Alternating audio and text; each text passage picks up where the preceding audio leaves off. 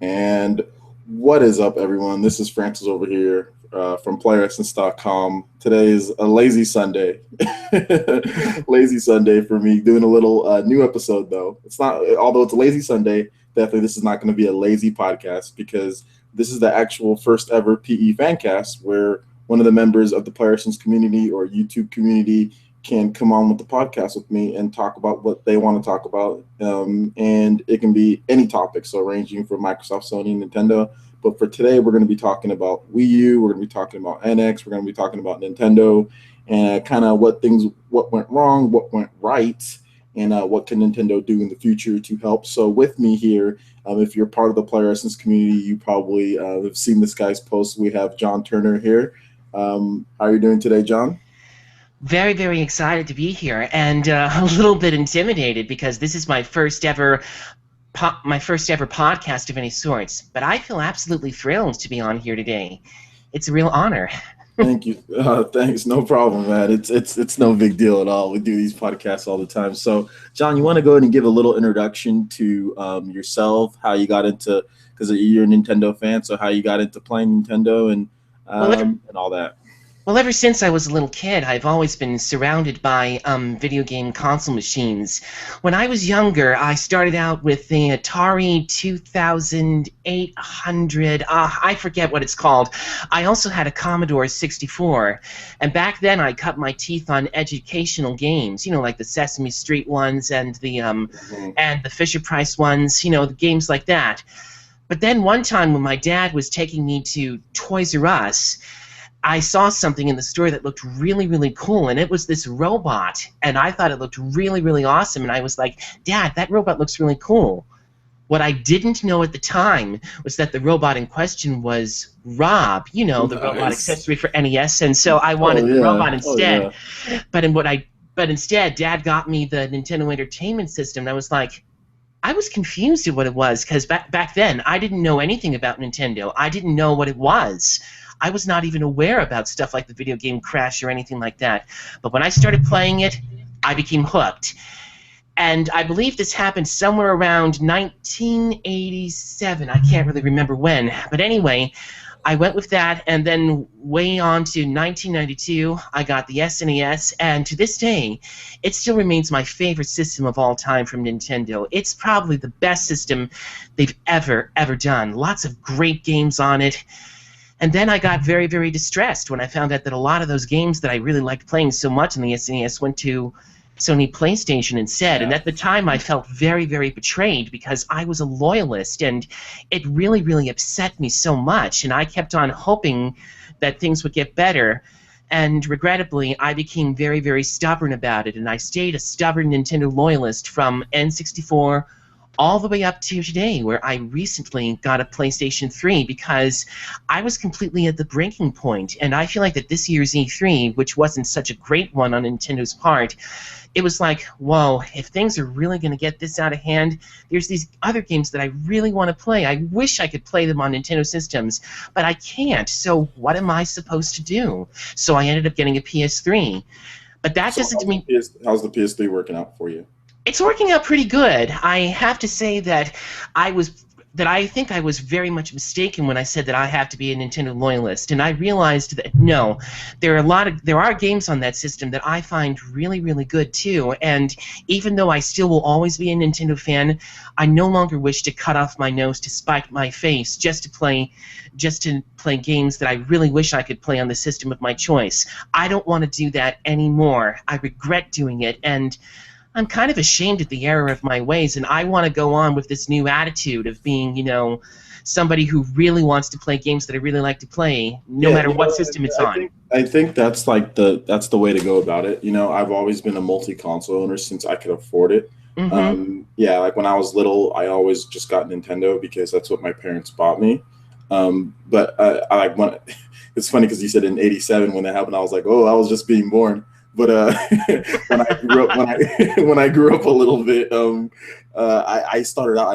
I can remember the first thing I played was a Nintendo Entertainment System back like in 1990. That's when I can start remembering things. Mm-hmm. And Yeah, I played Super Nintendo when that came out. When we got that, and we got Super Mario World, I was blown away. But I mean, I always here's the thing: I always liked playing other systems. Like I remember when my friend let me borrow his Sega, and he had Aladdin, and Aladdin on the Sega was better than Aladdin on the Super Nintendo. And I Yeah. remember, yeah, and I remember playing Aladdin like crazy. I remember thinking Sonic was the coolest thing ever. I never had a Sega when I was younger. I always just borrowed it, played it at friends' houses. I didn't get a Sega until later. But Yeah. I remember thinking Sonic was the coolest thing. I had Sonic shoes when I was a kid. Didn't even have a Oh, didn't, that's didn't amazing. yeah, I didn't even have a Sega. But I never was into this whole like Nintendo. I was just they gave me Nintendo and I loved Nintendo, so I played Nintendo.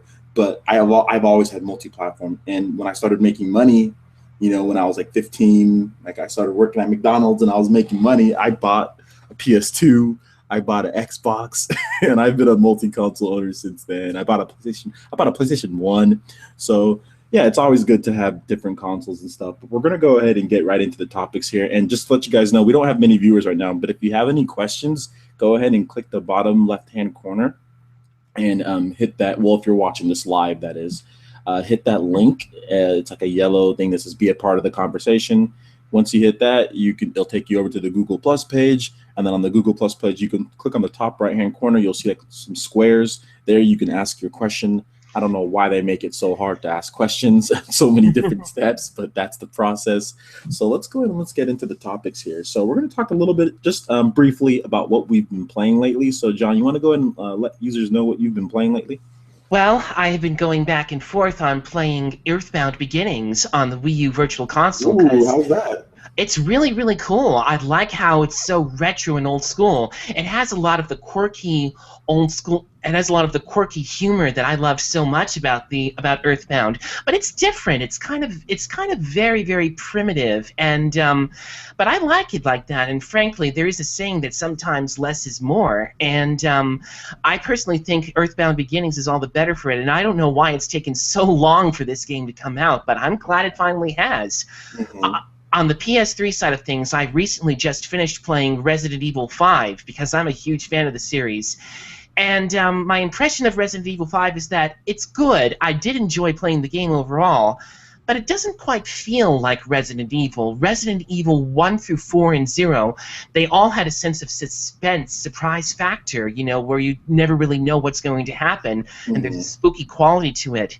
With Resident Evil 5, I just didn't feel that because it seemed to me like when they were taking them to Africa, it just didn't seem to have that same scare feeling because when you're out in the sun and you find these villagers all of a sudden out to get you, it's not so much scary as much as it's on the edge of your seat. Mm-hmm. I actually started playing a bit of Resident Evil 6 to see if it really was as bad as it turned out to be, and It is. I started playing Leon's campaign, and so far it's like, it's not too bad. No, well, Leon's campaign is fine. The problem is Chris's campaign. If you want me to be completely honest, Chris's campaign is complete utter trash. And also like the new guy or whatever, Wesker's son, his campaign is trash too. The only campaigns that are actually good are Ada is okay and Leon's is okay. They're both still garbage though. I mean, in my opinion, I think Ada's is the best.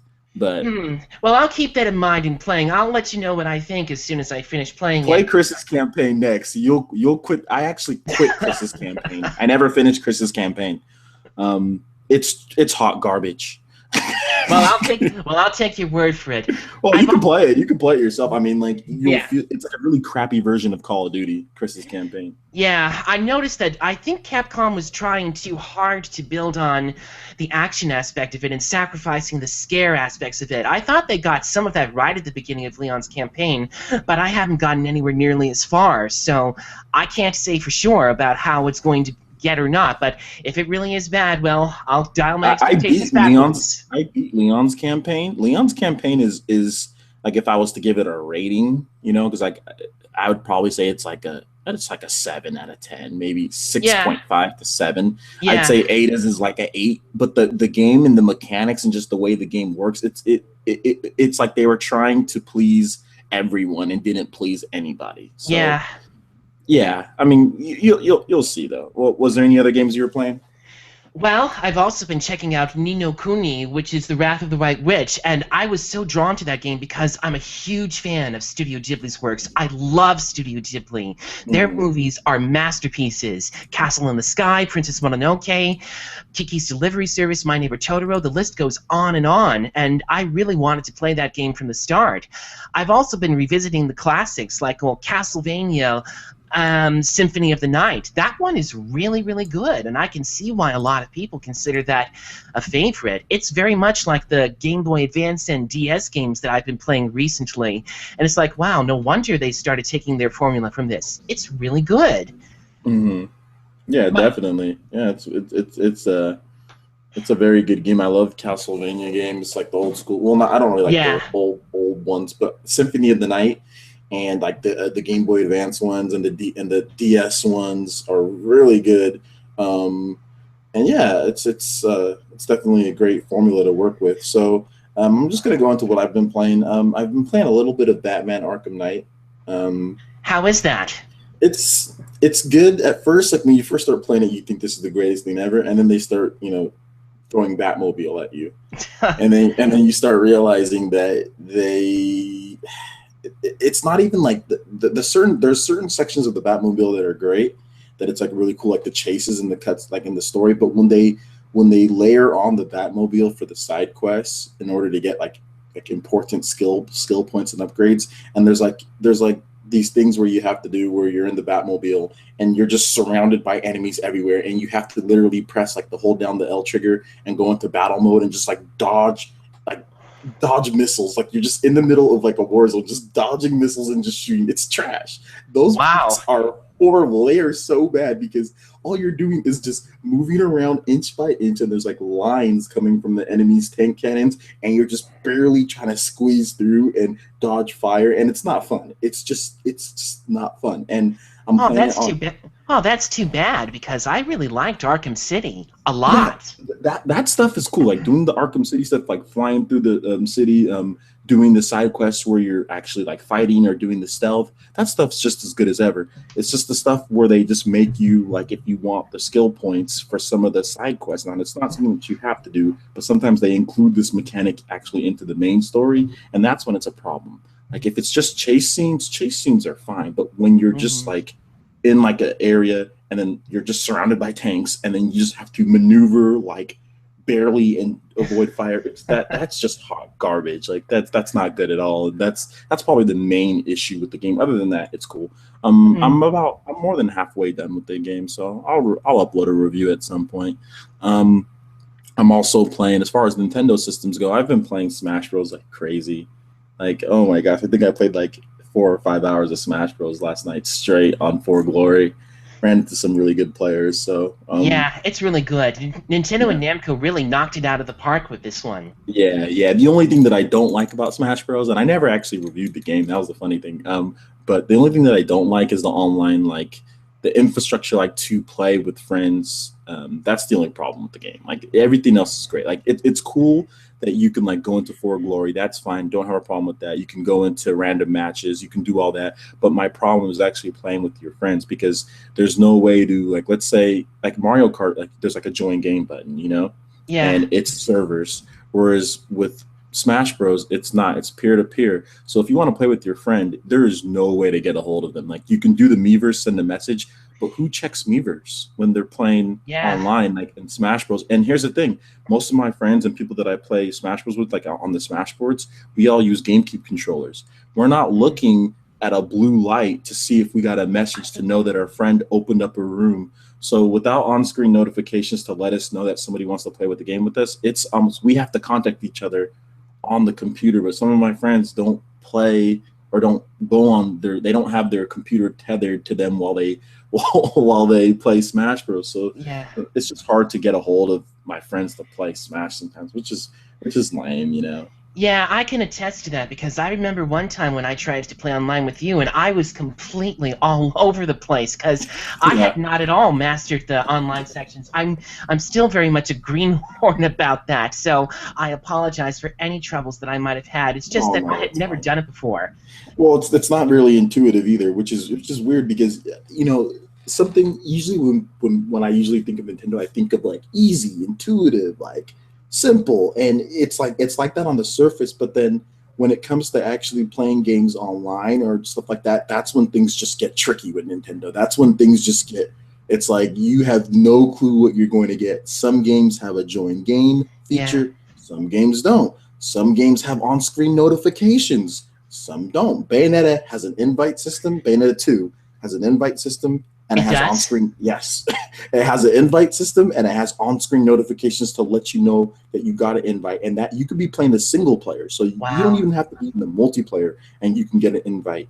Yeah, And yeah, Bayonetta 2 is absolutely fantastic. I think it's one mhm. of the best games available on the Wii U, and I think one of the best games of all time, Oh period. yeah, Sorry for easy, interrupting. easily. Oh no, it's fine. It's no fun, no problem at all.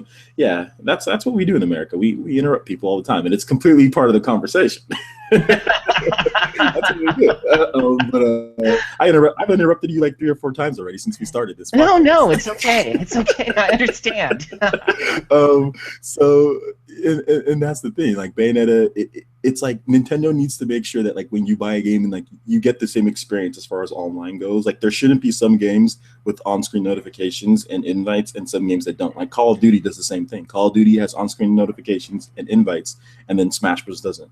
Mario Kart has a join game button, but you know, it's just it's so inconsistent with Nintendo's games, and I just think that Yeah. they need to form more consistency. As my daughter's banging on my door and crying. Oh Go ahead and start no. talking about anything else you've been playing, John. And I'll be right back. All right. Okay. I've also been going back and forth on some of the other Virtual Console titles. I've been checking out Fatal Frame, partially in anticipation for Fatal Frame 5, which I'm really, really looking forward to playing. And I have to say that I really love the creepy aspects of it. I love how you're able to walk in the dark and how the only aspect of being able to attack enemies is by taking pictures. That's just so amazing.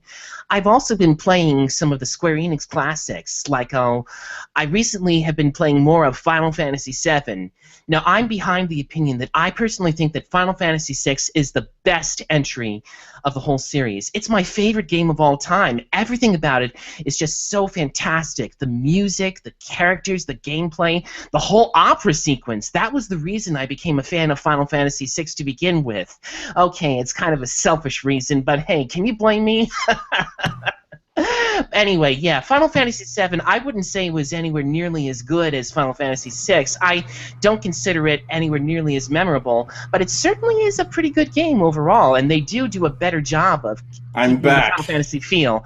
It's okay, I've been talking quite a bit. Okay, great. But they do a better job of having the Final Fantasy feel to it than, say, many of the other recent titles that I've been seeing. I also tried out, and somebody on Player Essence who suggested that I try this out will be happy to hear it, Xenogears, because I loved Xenoblade Chronicles. I Ooh. loved that game. And so far, I haven't really gotten into Xenogears, but I really like the aspects of it. Plus, it Mhm. has a score by Yasunori Mitsuda, the guy who wrote Chrono Trigger, another one of my all-time favorite games. And, well, how can you go wrong with that? It's just really fascinating so far. And I think Tetsuya Takahashi is a really, really gifted designer. I'm really glad that he went out to form Monolith Soft, because there's a real ambitious style to his games that you don't often get from a lot of Square Enix titles recently. Mhm. I Although I think. Oh, go ahead. although I will say this, that even though I have been very, very skeptical of Square Enix's output in the last couple of years, I will say that at this year's E3, they really seem to be trying to turn things around. I agree. Yeah, because they had been in a real, real slump lately, and, Yeah, they well, fired their president, their old president. They got somebody new in there. That's what yeah, happened. and, well, so far, I'd say that they're making all the right moves.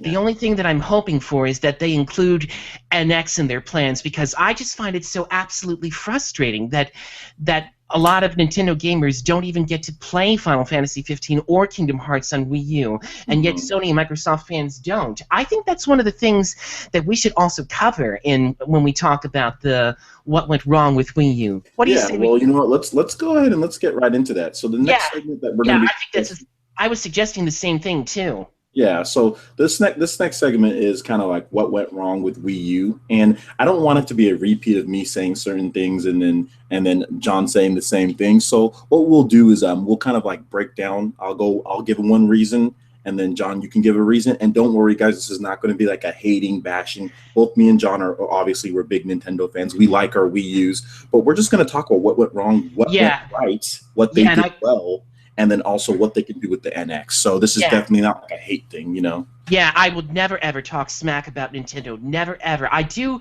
let them know when I'm disappointed with something, but Which I is would fine. not.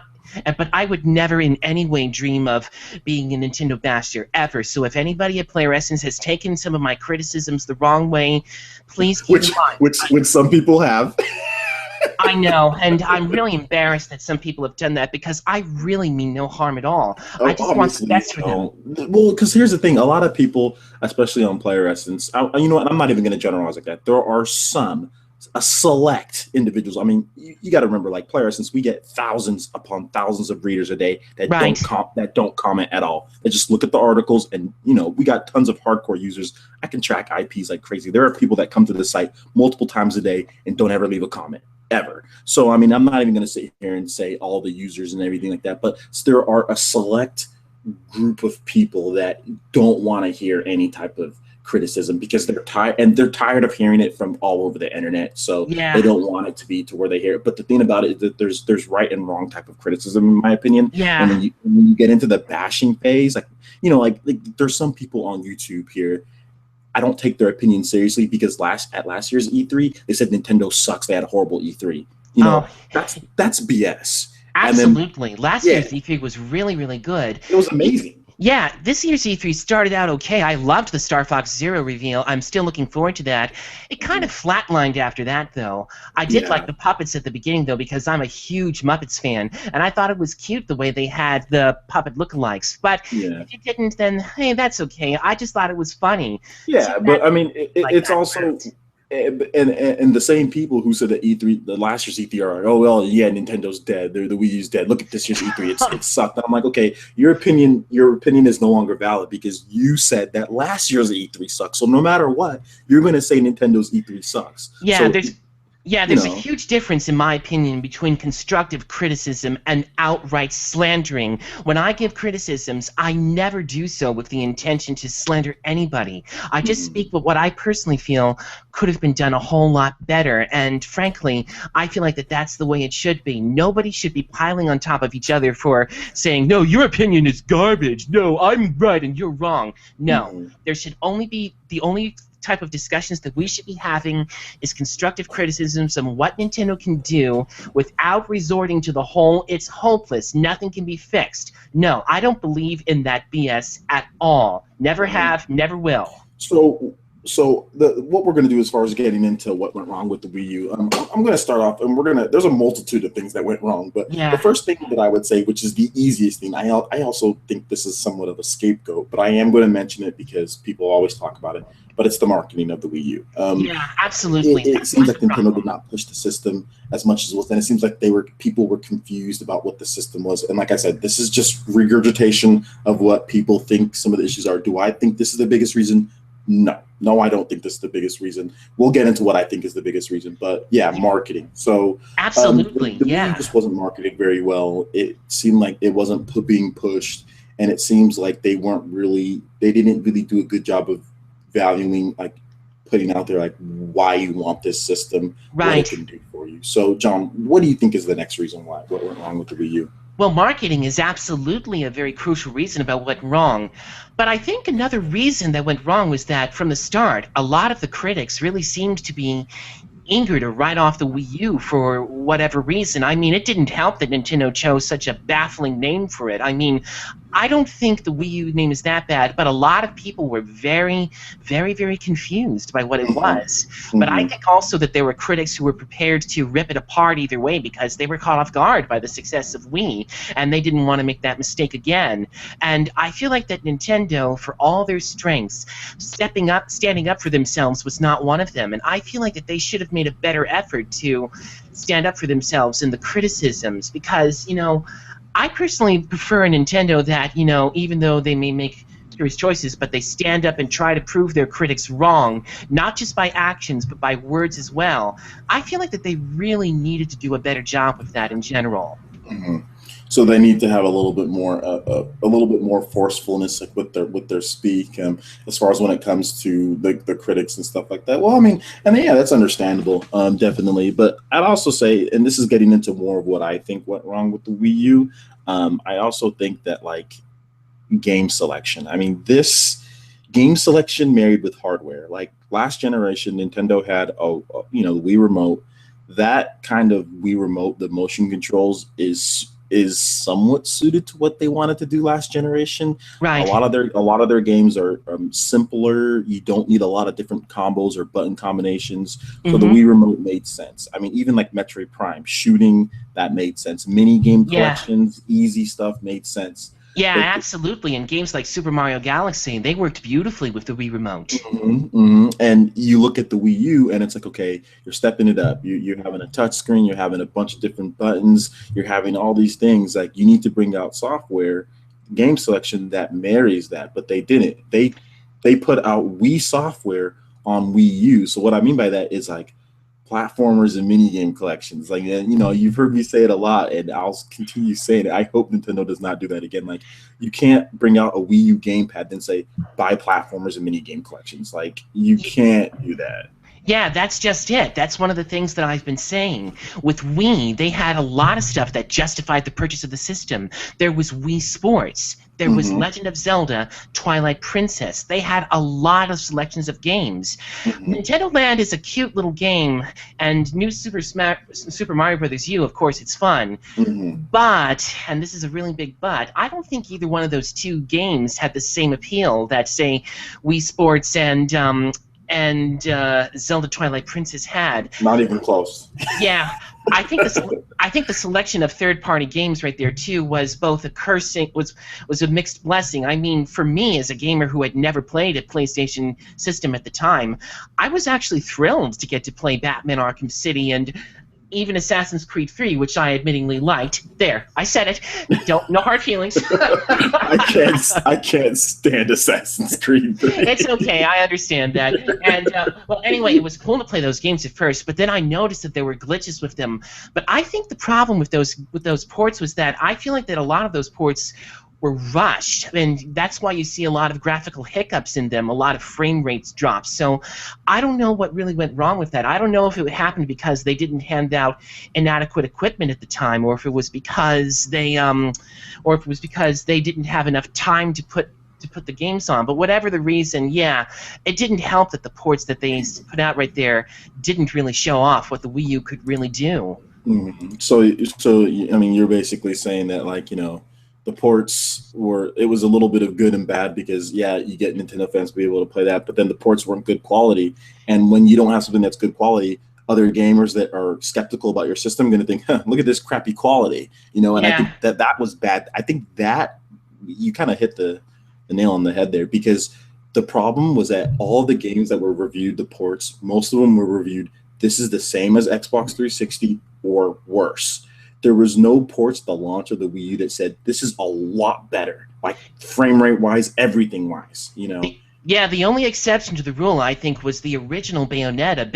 Packing Bayonetta with That the wasn't launch with though. I'm talking about like at launch. You Yeah, know. that wasn't. Yeah, but anyway, yeah, hacking Bayonetta was one of the smartest things they did, and I think that of all the ports on the system, that one takes my prize for the best Wii U port ever. Period. It runs absolutely smoothly, no graphical hiccups. They put a lot of time and a lot of effort into it, and it really, really shows. I Yeah, will say that I did like playing Resident Evil Revelations on the TV, though. That was that's a good port. Resident Evil Revelations is a good port, but the thing is, it's the same as the yeah, Xbox 360, and that's what I'm saying. Like with the Wii U, like the people's perception. Next thing, it's perception. Sometimes perception is reality for a lot of people, and yeah. the perception of the system was it's the same. Not that it was better. It was the same. Like on PS4 and Xbox One, you get the same games that you got on PS3 and Xbox 360, But but with they're only upgraded visuals is the only major improvement. perception is okay, well, this is better. Whereas with the Wii U, the perception was it's the same. And Yeah, then and the problem was that the gamepad controller, while it was being used in some cool ways, like I think like Darksiders, yeah. it was always like one thing or another. It was either the game actually ran vanilla on the Xbox 360 and they didn't use the Wii U gamepad, or they used the Wii U gamepad, but the game wasn't as good. The game wasn't as good as the Xbox 360. Darksiders is the same thing. It runs worse than the Xbox 360, but it has some okay gamepad integration, you know. So it's just like it seemed like that was also an issue too, and that's what happens when you Right. trust third parties to rush out something. And I think ultimately Nintendo's like where they decided, hey, we're gonna let third parties have that, like for lack of a better term, hardcore edge on the Wii U, and we're going to make the Wii software to bring the Wii audience back. That kind of sealed their fates, in my opinion, as far as the Wii U goes. Yeah. And then on top of them not fixing the system afterwards to appeal to the more core users. Because I'm going to ask you a question here, Jay Turner. Yeah. And let's think of the mindset of somebody who's not a Nintendo fan. Let's think of the mindset of somebody who's a skeptical, who thinks that Nintendo games are cool. They're not the person who bashes Nintendo games, but let's think of the mindset of someone who buys PlayStation and wouldn't mind buying a Nintendo system if they saw some games that they like. If we're in the mindset of them and they look at the games and they're like, okay, well, I like Call of Duty. And then you look at Nintendo's version, like, well, there's no universal chat for me to play with a universal chat system for me to link up with my friends. There's no on-screen notification, so if one of my friends is playing a different game, I can let them know that they want to play Call of Duty with me. There's no quick messaging system. I have to go into this weird thing called Miiverse. I don't really know what that is. Like people are saying that you have to boot up something just to send a message.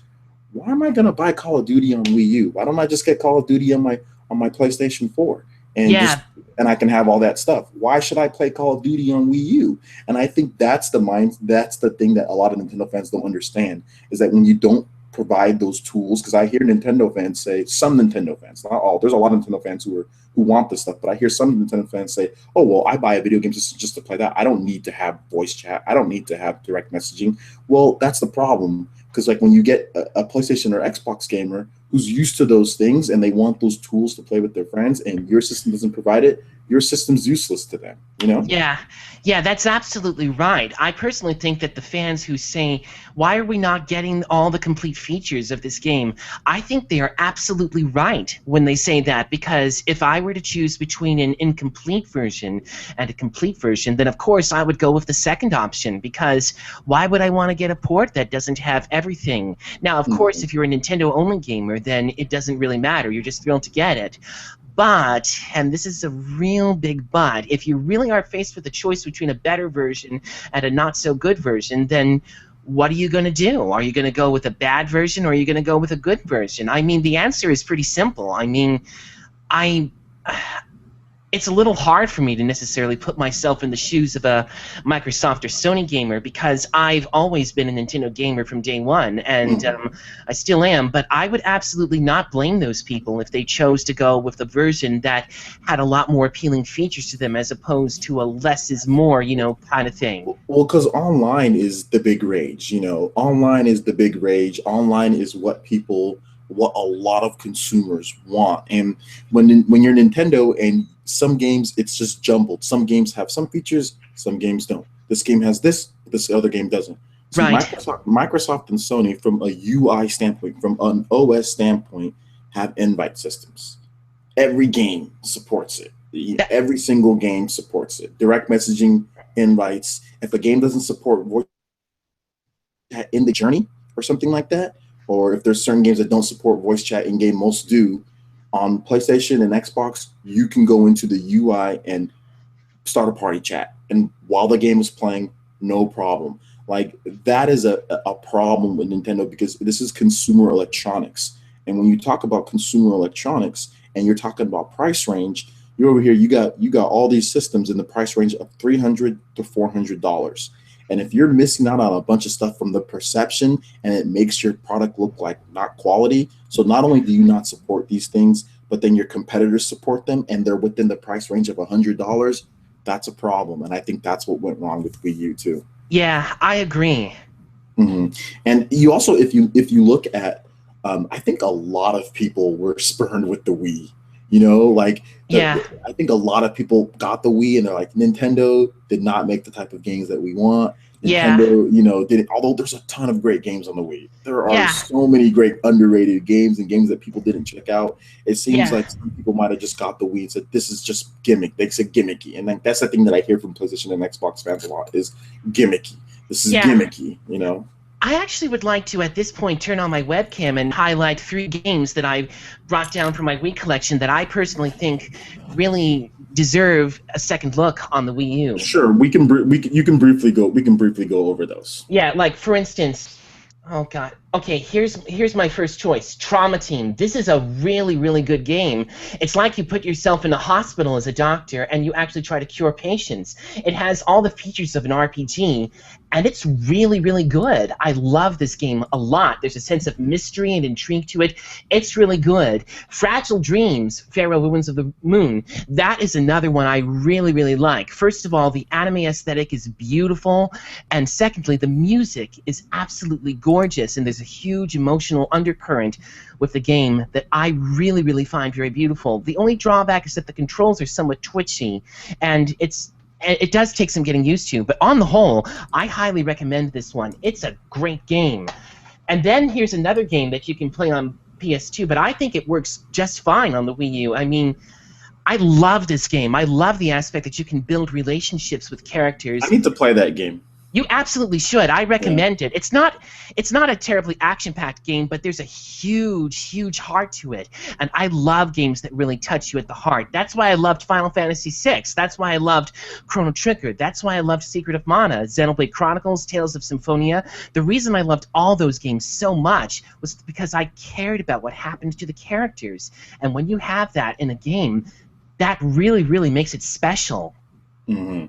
Yeah, agreed. And you know, and here's the thing, John. I'm glad that you pointed out those games, because I think that's also what made the Wii a success as well. I also think that there was a lot of these, for lack of a better term, niche games like you just brought up that core fans would go out there and buy. Now, I think these guys are. I think these guys aren't the most vocal on the internet, but I think there was a lot of people that went out there and bought a Wii to play those type of games that you're talking about. And the Wii had so many of those. You just mentioned 3, but there are so many of these hidden gems on the Wii, RPGs, so many great games that people. I think there was a real hardcore, like otaku type fan base on the Wii that just wasn't really vocal. That's not really vocal on the internet. And I think that they went away because the Wii U isn't getting those type of games. The Wii U doesn't have anything like you just pointed out right now. You know? Yeah, and I find that very, very disappointing, because I loved playing those games so much. Silent Hill Shattered Memories, that is another great title. I loved that game.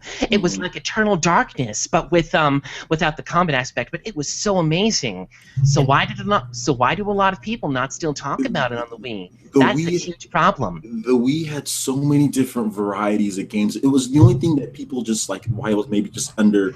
People didn't look at it because it wasn't HD, you know. But there was a lot of people that went out there and purchased those type of games, whether they sold, 300, 400,000. It wasn't the point. The point was the same people were probably purchasing those games. And the fact that the Wii U doesn't have those, let's just call them B or C tier games, that are in depth, that are fun, that have these cult followings. That's also a big detriment. I think that's a huge, huge problem. And I think that's what happens when your system doesn't sell.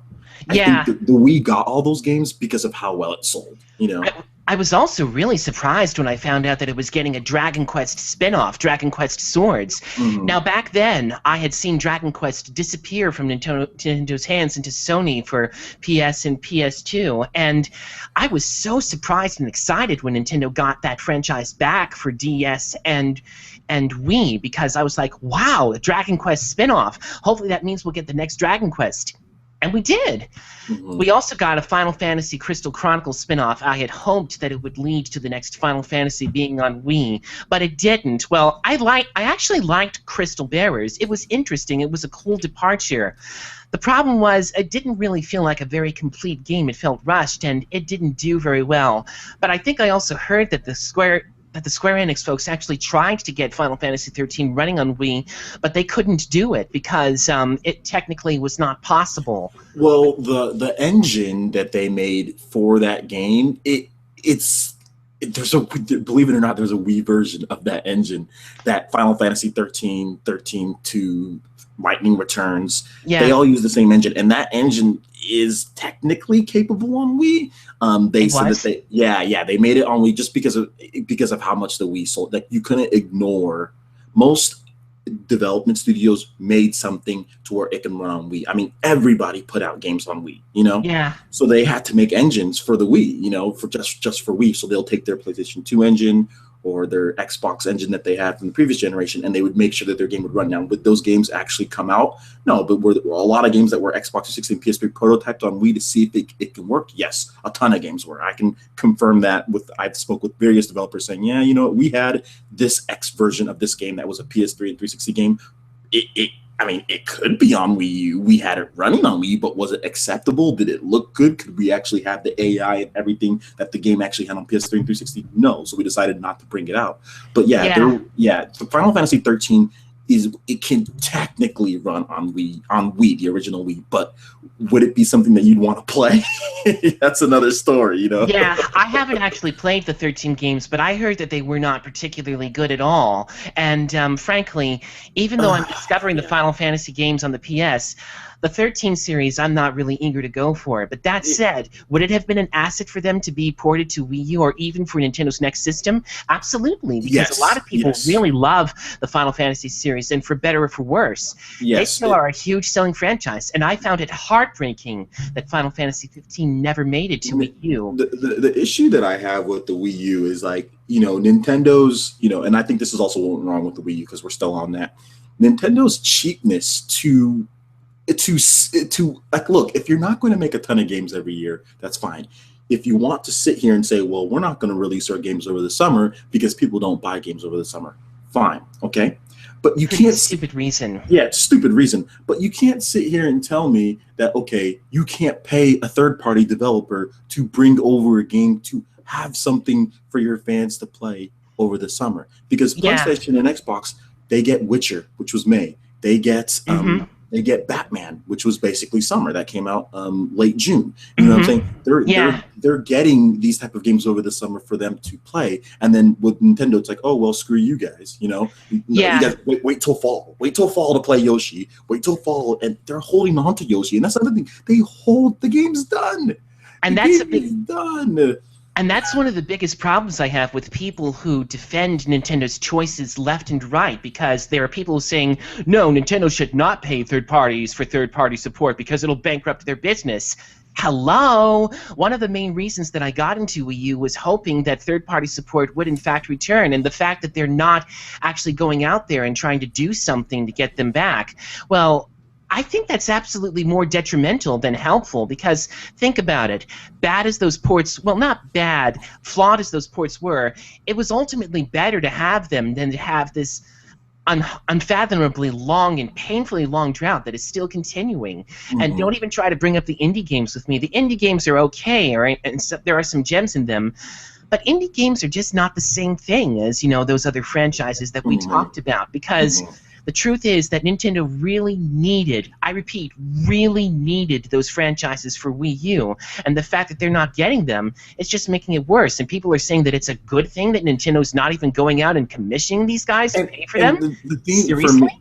The thing for me is, like, you don't need to, obviously, if Nintendo paid for every single third-party game, that would you can't do that. Yeah, absolutely. My problem is that they don't look at the audience and say, well, what would our audience, what is the most important for us to play? That's a good price. I think having like a Final Fantasy 13 collection, and having all 3 games and having that, and, you know, bundle them up and put that on Wii U and have that as a summer game, that could be something that you could sacrifice some money for. Something like that. Maybe 1 or 2 big third-party games that third parties had no intention to bring in a Wii U, and releasing those in the summer, at least 1 or 2 of them a year. You can't do that for your fans. See, that's the thing that makes me mad at Nintendo because of that, because that's crap. If you're going to hold your games, fine, hold your games, but don't sit here and say you have, play indies and eShop all summer and for months and months and months, and sit here and say, and think that's okay. Like, I don't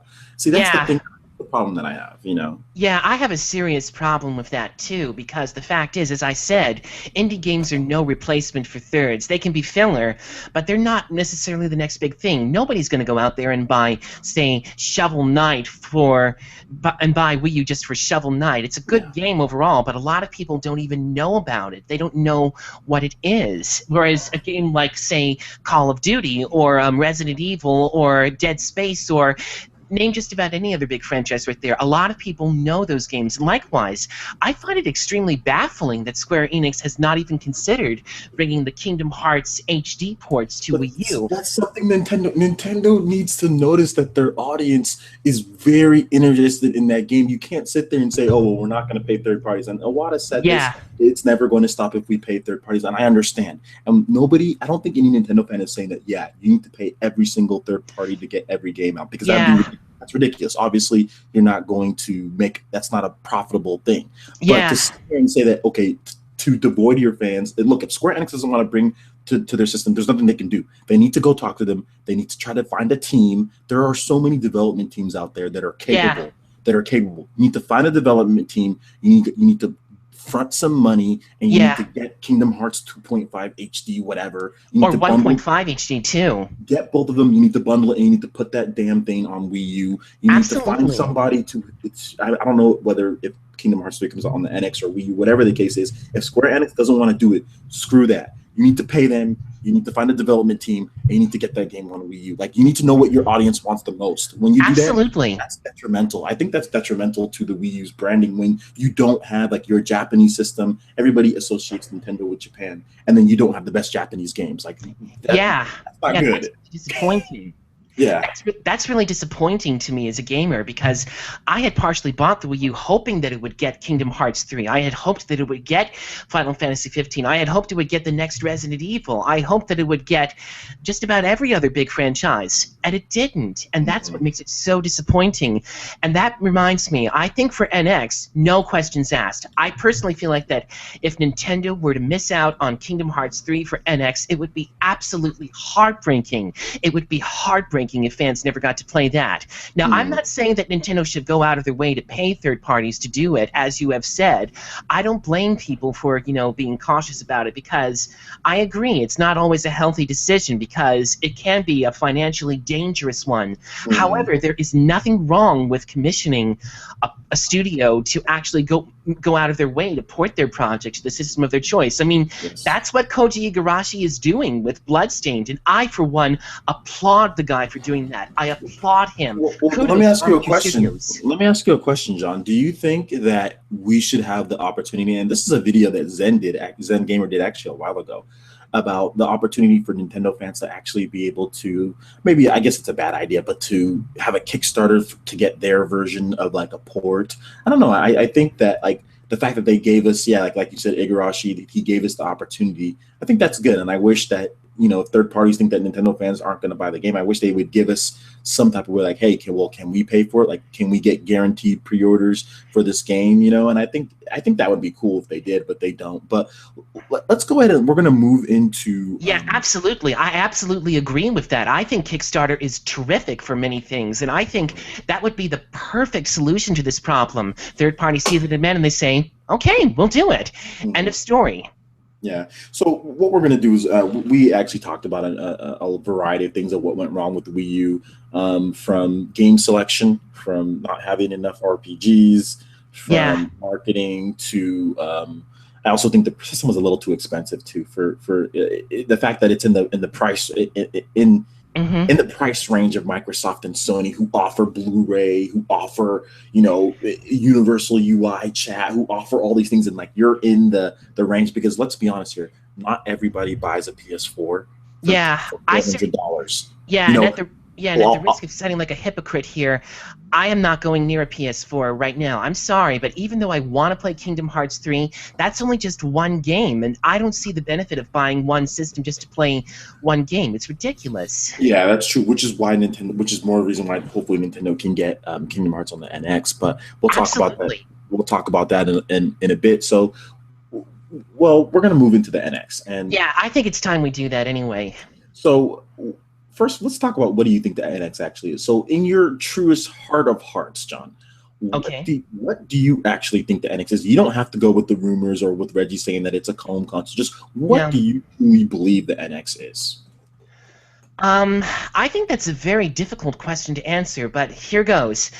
I don't think NX is necessarily anything that the rumors are stating. To me, it sounds like that NX might probably be, maybe it might be the ability to play, not just Nintendo games that you can play on, say, on past systems, either digitally or physically, but I think it could also be one to play handheld games on because I love the 3DS a lot. It has a lot of great games, but it's frustrating that we don't get to play these games on the TV. I prefer playing these games on the TV. So I would think that NX could be a bit of a mixture, not only the ability to play past games, even 3DS ones on the TV, but I don't know if I would necessarily say replacement for Wii U, but kind of like a way of saying, okay, we're sorry, we made a mistake. This is a system that's more up to date because at the rate that PS4 and Xbox One is going, I don't see PS5 or Xbox Two launching anytime soon. So if anything, I think NX might probably be the system in which Nintendo finally brings it up to specs so as to at least be the true competitor to PS4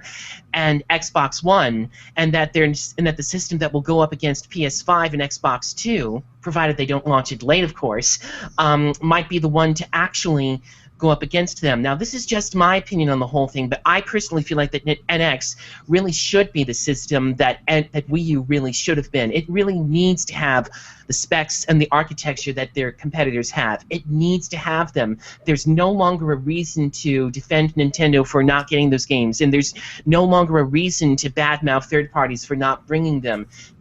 We cannot afford to have this kind of fighting anymore. NX really needs to be all those things. It needs to be all of those things, not just another gimmicky system where you can only play the same first-party games over and over. It needs to have those games on there too, all of them, and it needs to be up to date. No questions asked. Hmm.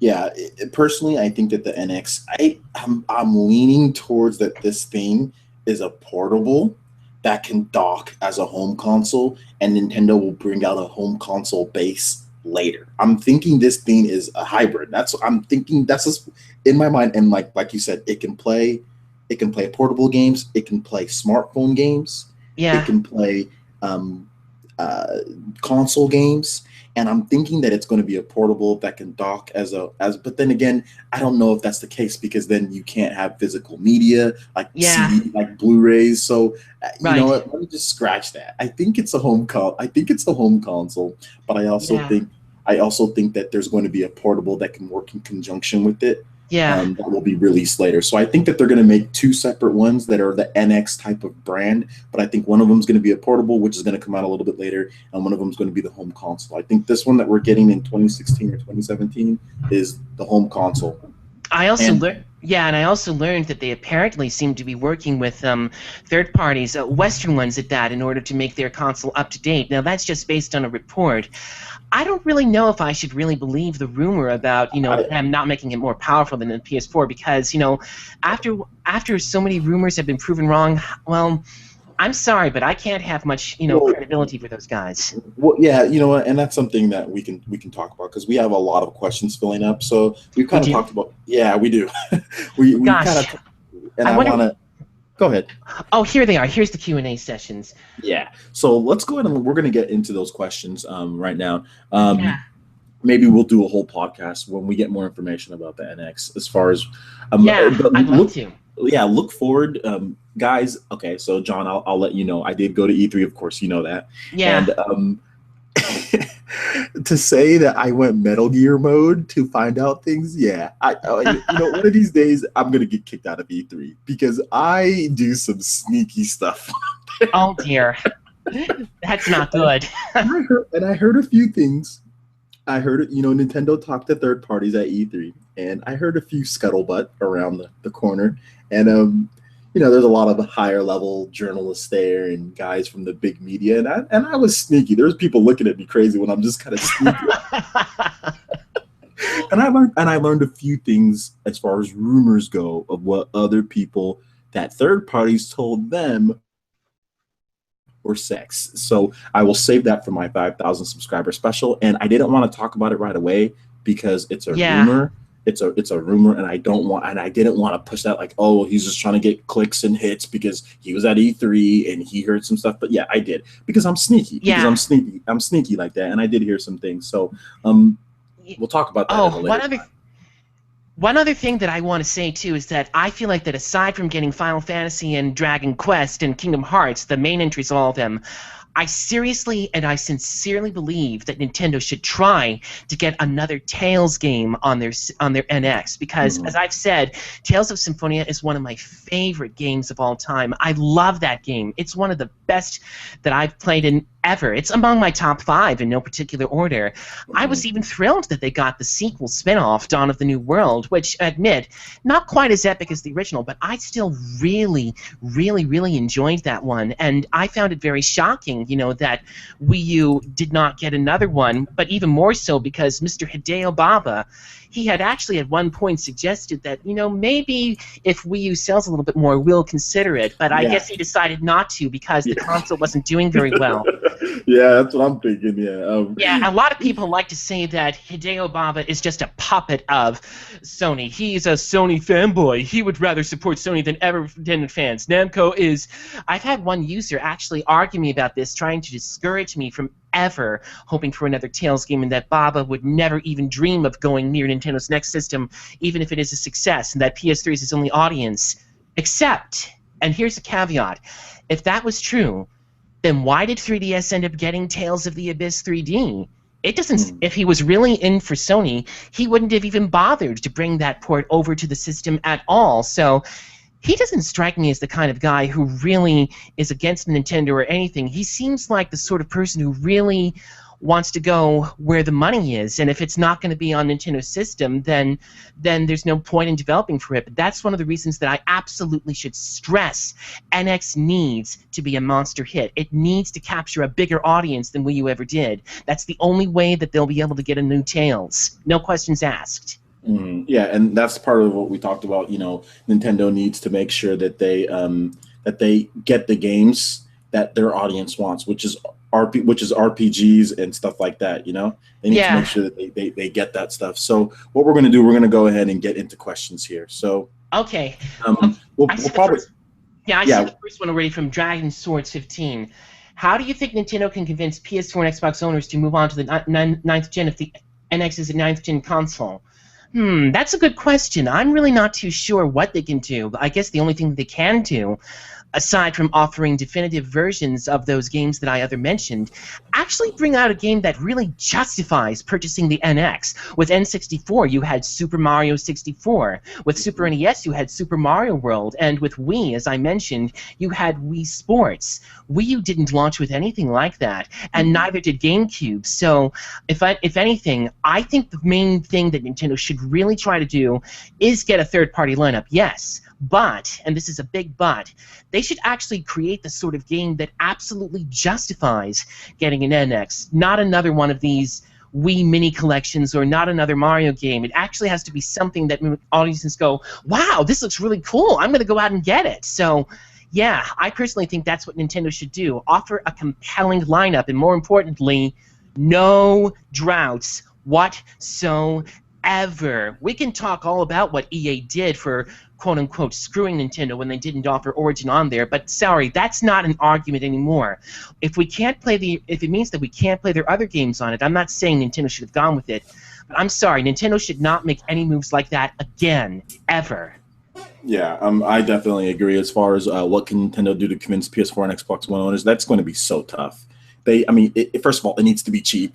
Yeah. And that's the thing, and that's why I'm not tripping about power at this point because Nintendo is not going to come out with this next system that's going to be so much weaker to where third-party games can't run on it. They've already learned it. Absolutely not. They can't do that Yeah, anymore. they learned their lesson. So people that are flipping out about power, like, just stop, okay? Nintendo isn't going to bring out a system that's $300 to $400. Sorry, it's not happening. They already have a system that's $300 to $400 on the market, and it's not working for them. No, Um, it's not. so the system is going to be under. It's going to be 250 or under. Okay, and I can that's pretty much a fact. Not it's fact because Nintendo hasn't announced it yet, but it's going to be a cheaper system. if Nintendo decided to go against from what I've heard and make a system more expensive, it will sell lower than the Wii U unless it has literally games coming out every single month, like Yeah, a they're big gonna have to. game. Yeah, they're Yeah. gonna have to approach the NX very differently. They can't have it be too powerful. They can't have it be too underpowerful. It's got to be just right. Yes. No, no extremes whatsoever. It should be absolutely somewhere that is just perfect enough for thirds. If it's the same power, and that's why I don't understand why people are flipping out about this. Like, if it's the same power as the Xbox One, because Liam Robertson, that rumor that came out, he specifically mentioned PS4. Specifically because PS4 is known to be the strongest system. Yeah, If and people are saying, "Oh, well, it's not going to get third-party support because it's not as strong as the PS4." Well, the yeah, Xbox seriously. One gets third-party support, and it's not as strong as the PS4. So I don't see why people are freaking out over it. If it's as strong as the Xbox One, or if it's a little bit stronger, then Yeah, what's the problem? yeah. I personally think a lot of people are saying that Nintendo's never going to get third-party support no matter what. Absolutely, they can. Sure, they can. It just depends on the right moves that they make. I don't believe there's any such thing as never going to happen. It can happen. It just depends on the choices that they make. And I do think not only that, because like the Wii, and we're gonna move on after this. Yeah, we But the should. next question. But I will just say this: I think also the Wii got more support also because of how easy it was to make games on the Wii. I think Yeah, the Wii U, from what I've heard, okay, from what I've heard, the Wii U takes a little bit more craft. It takes a little bit, and to make to yeah, and I'll make this I'll make this metaphor an analogy or whatever. Like playing games on the Wii U, it's like using Zero Suit Samus yeah, compared to using like Diddy Kong on Smash. Diddy yeah, Kong is very easy to pick up and play, and you can be good, and you know what I'm saying?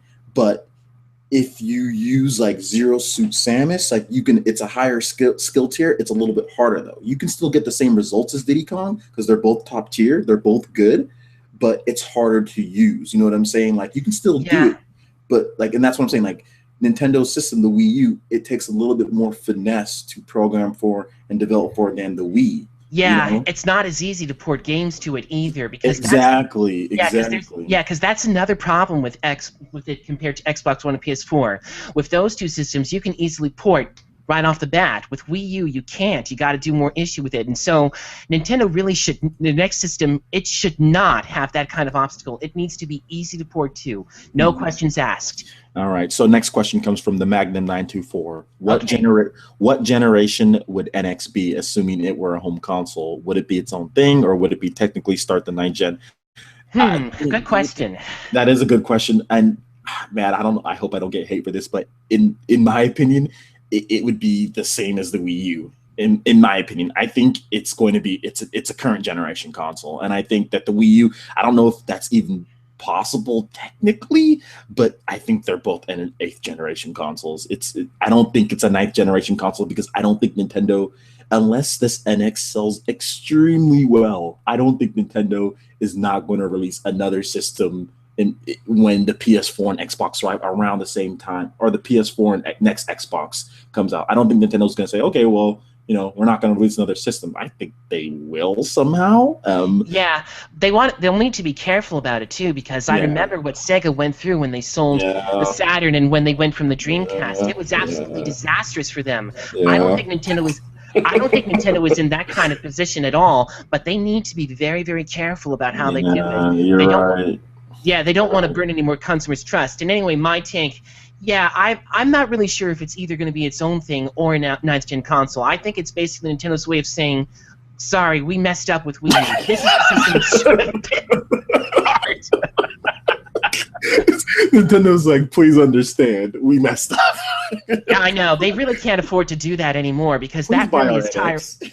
yeah, because that is very tiresome. But anyway, I really don't know what it is any more than you Yeah, do. But I yeah. definitely I think it's an eighth generation console. I don't know if you can say it because from what I'm hearing, it's going to be cheap. It's not going to be this god tier powerful platform. I think, like you said, it's Nintendo's version of saying, you know what, we messed up. I don't think the Wii U is a seventh generation console like some people say. Oh, it's last gen. I don't think it is. I think the Wii U is a current generation console. I think the Wii U's tech is there's stuff in there that's definitely new.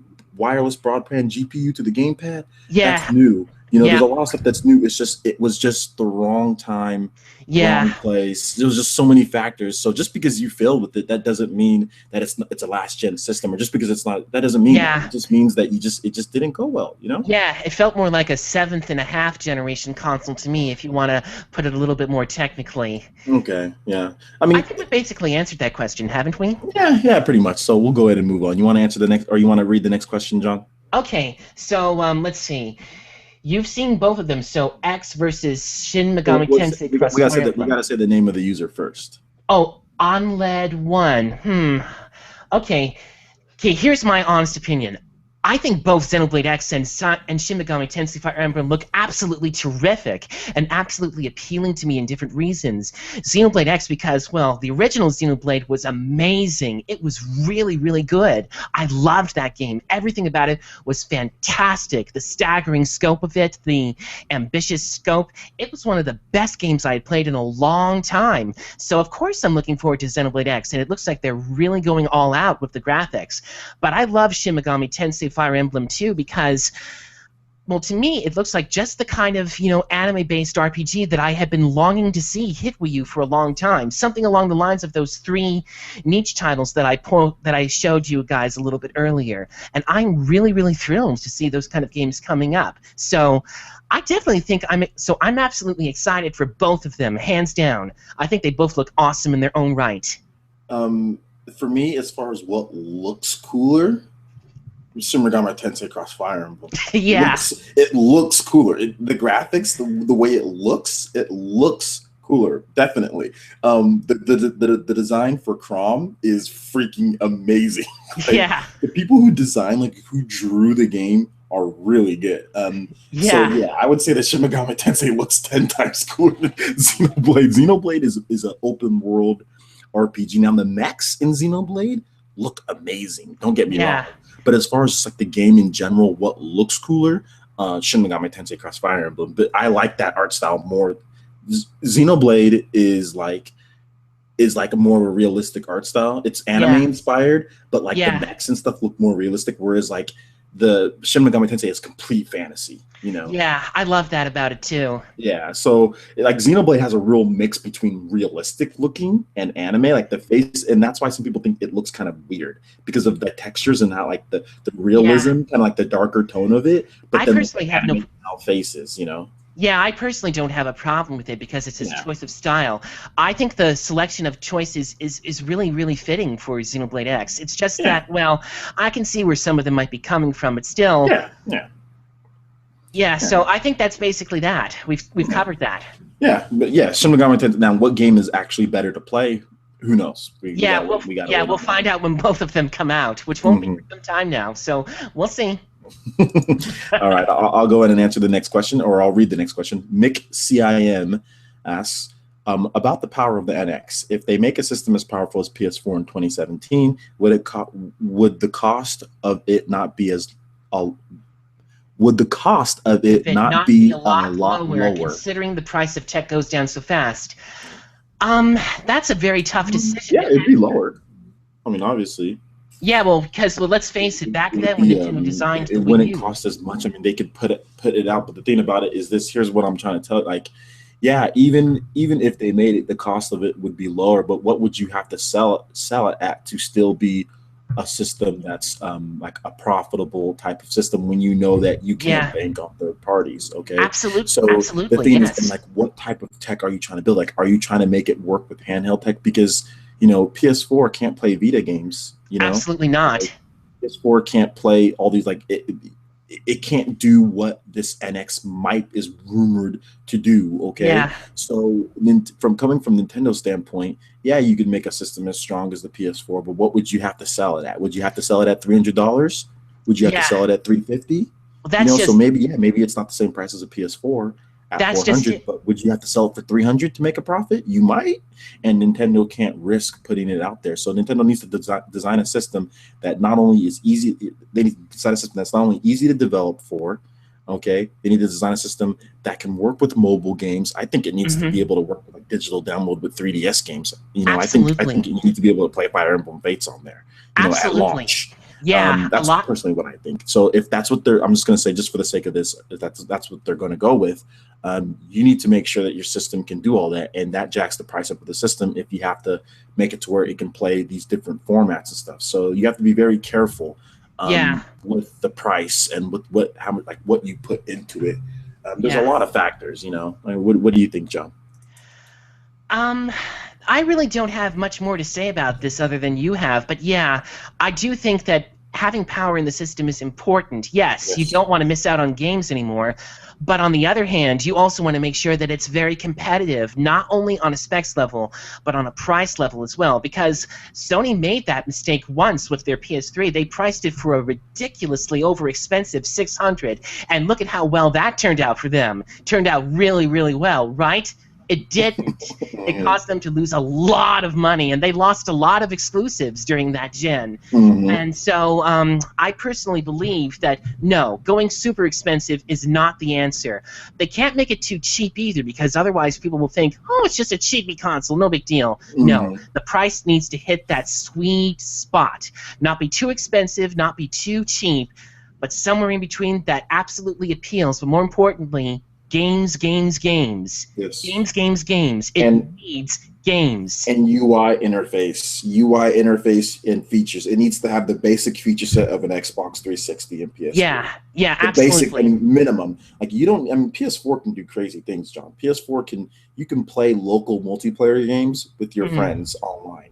Like so, every game, if it has every game has online multiplayer. If it has a multiplayer component and it doesn't support multiplayer in the actual game, you can play online with your friends. Like Knack, for instance. Like I Yeah, don't know why you'd want to play Knack, but if you were going to play Knack, like let's say you had a PS4, I had a PS4, and I could share play with you over the internet, and we could play the game locally, even though the game doesn't support multiplayer. yeah, Nintendo doesn't need to do stuff like that. Like that's the type of stuff that's like crazy. You know what I'm saying? Like they don't need to do stuff like that. Like there are features on the PS4 and Xbox One that are so like I don't even use. Like I've never even used them, but they're there. Nintendo, right. they don't need to do that. That jacks the price up of your system. That puts stress on your hardware and your servers. Like you don't need to Yeah, do that. Just basic feature set, invite system, basic messaging, voice chat, universal party chat, voice chat. That's all you need. yeah, That's but all you need. You yeah, and know? more importantly, don't make it the least powerful console Yeah. again. And either make it on par with the Xbox One or make it a little bit stronger because you got to save money Yeah, there. There's no need to make it. There's no need to put the type of RAM the PS4 has. Like the PS4 has the fastest RAM out there, like yeah, GDDR4 or something. Like there's no need to do that because the reason why the PS4 has that type of RAM because of the type of applications that it runs. You know what I'm right. saying? Because Yeah, of the share play and things like so it needs that really fast RAM and that to do that. hmm You don't need to do all that. That's a bloated OS. Same thing with Microsoft. They're running like what Windows, whatever. It's an yeah. operating system. At least Nintendo, have at least have it be up to par and be workable. yes. I mean, like maybe 4 gigabytes of RAM, 5 gigabytes, because they don't use that whole eight for the games. You know, the whole 8 gigabytes of RAM isn't used on games, so you don't need to have 8 gigabytes of RAM. You don't need to have that the fastest RAM ever because a lot of that RAM is for the OS and stuff like that to do those crazy features that the PS4 and Xbox One do, which I don't think Nintendo needs. All they need to do is be basic feature set, you know, and they need to have the system, the architecture. I think architecture, like you said, is very important, and the price needs to be right, and that's why, and that's what it needs to do. So to answer your question, it doesn't need to be as powerful as the PS4. It just needs to be capable, and it needs to be right price point, and it needs to be the right architecture, and I think they'll Yeah. be fine. Okay. Shall we go on to the next question then? Sure. Okay, what's next? His Let's name is see. T. Let's just call him T Dude. You can call him T Dude. Okay, hello. Let me see. Despite the same-sex relationship controversy in Fire Emblem Fates, do you think Nintendo of America and/or Europe are going to censor the contents for a targeted rated T game instead of M? Oh boy, I really don't know how to answer that Yeah, question. I don't like answering, or I don't like talking about like social controversies and stuff and things like that. So I have no comment. Yeah, can we just go on ahead to the next one? Yeah, sorry to not answer it, but I mean I don't know. I mean they might censor it. They censored Bravely Default, but They as far used as to they used to censor a lot of RPGs in the SNES days too. yeah, so I mean they could. You're right, but I'm not going to speak on the controversies about that other stuff. Yeah, Although I will say this: I'm for equality, and I'm for everyone being able to have the same rights. I will say that Player Essence stands for that. Yeah, I agree. Hmm. Okay, shall we, what do you think of Rena Strober's voice of Azura in the upcoming Fire Emblem That's a Fates? good question. What do you think, John? Oh, I'm sorry, but I really can't answer that question because even because I haven't actually seen enough of that game. Sorry, I just haven't had the time to go along with it. But And yeah, I honestly don't care. I don't care about it. I just want to play the game, and they're holding it to 2016. So screw her voice, screw all that. yeah, it doesn't matter. But I Give do me the think, damn game. I can't believe they're holding it to 2016. yeah, yeah, absolutely. Okay, shall we move on? Yeah. All right, who's next? I'll read this one. This is from Capable Ty, who's a very good user, just like everybody that comes to Player Essence. Did you hear that Unseen 64 has received death threats recently? What kind Whoa, of yeah. nonsense?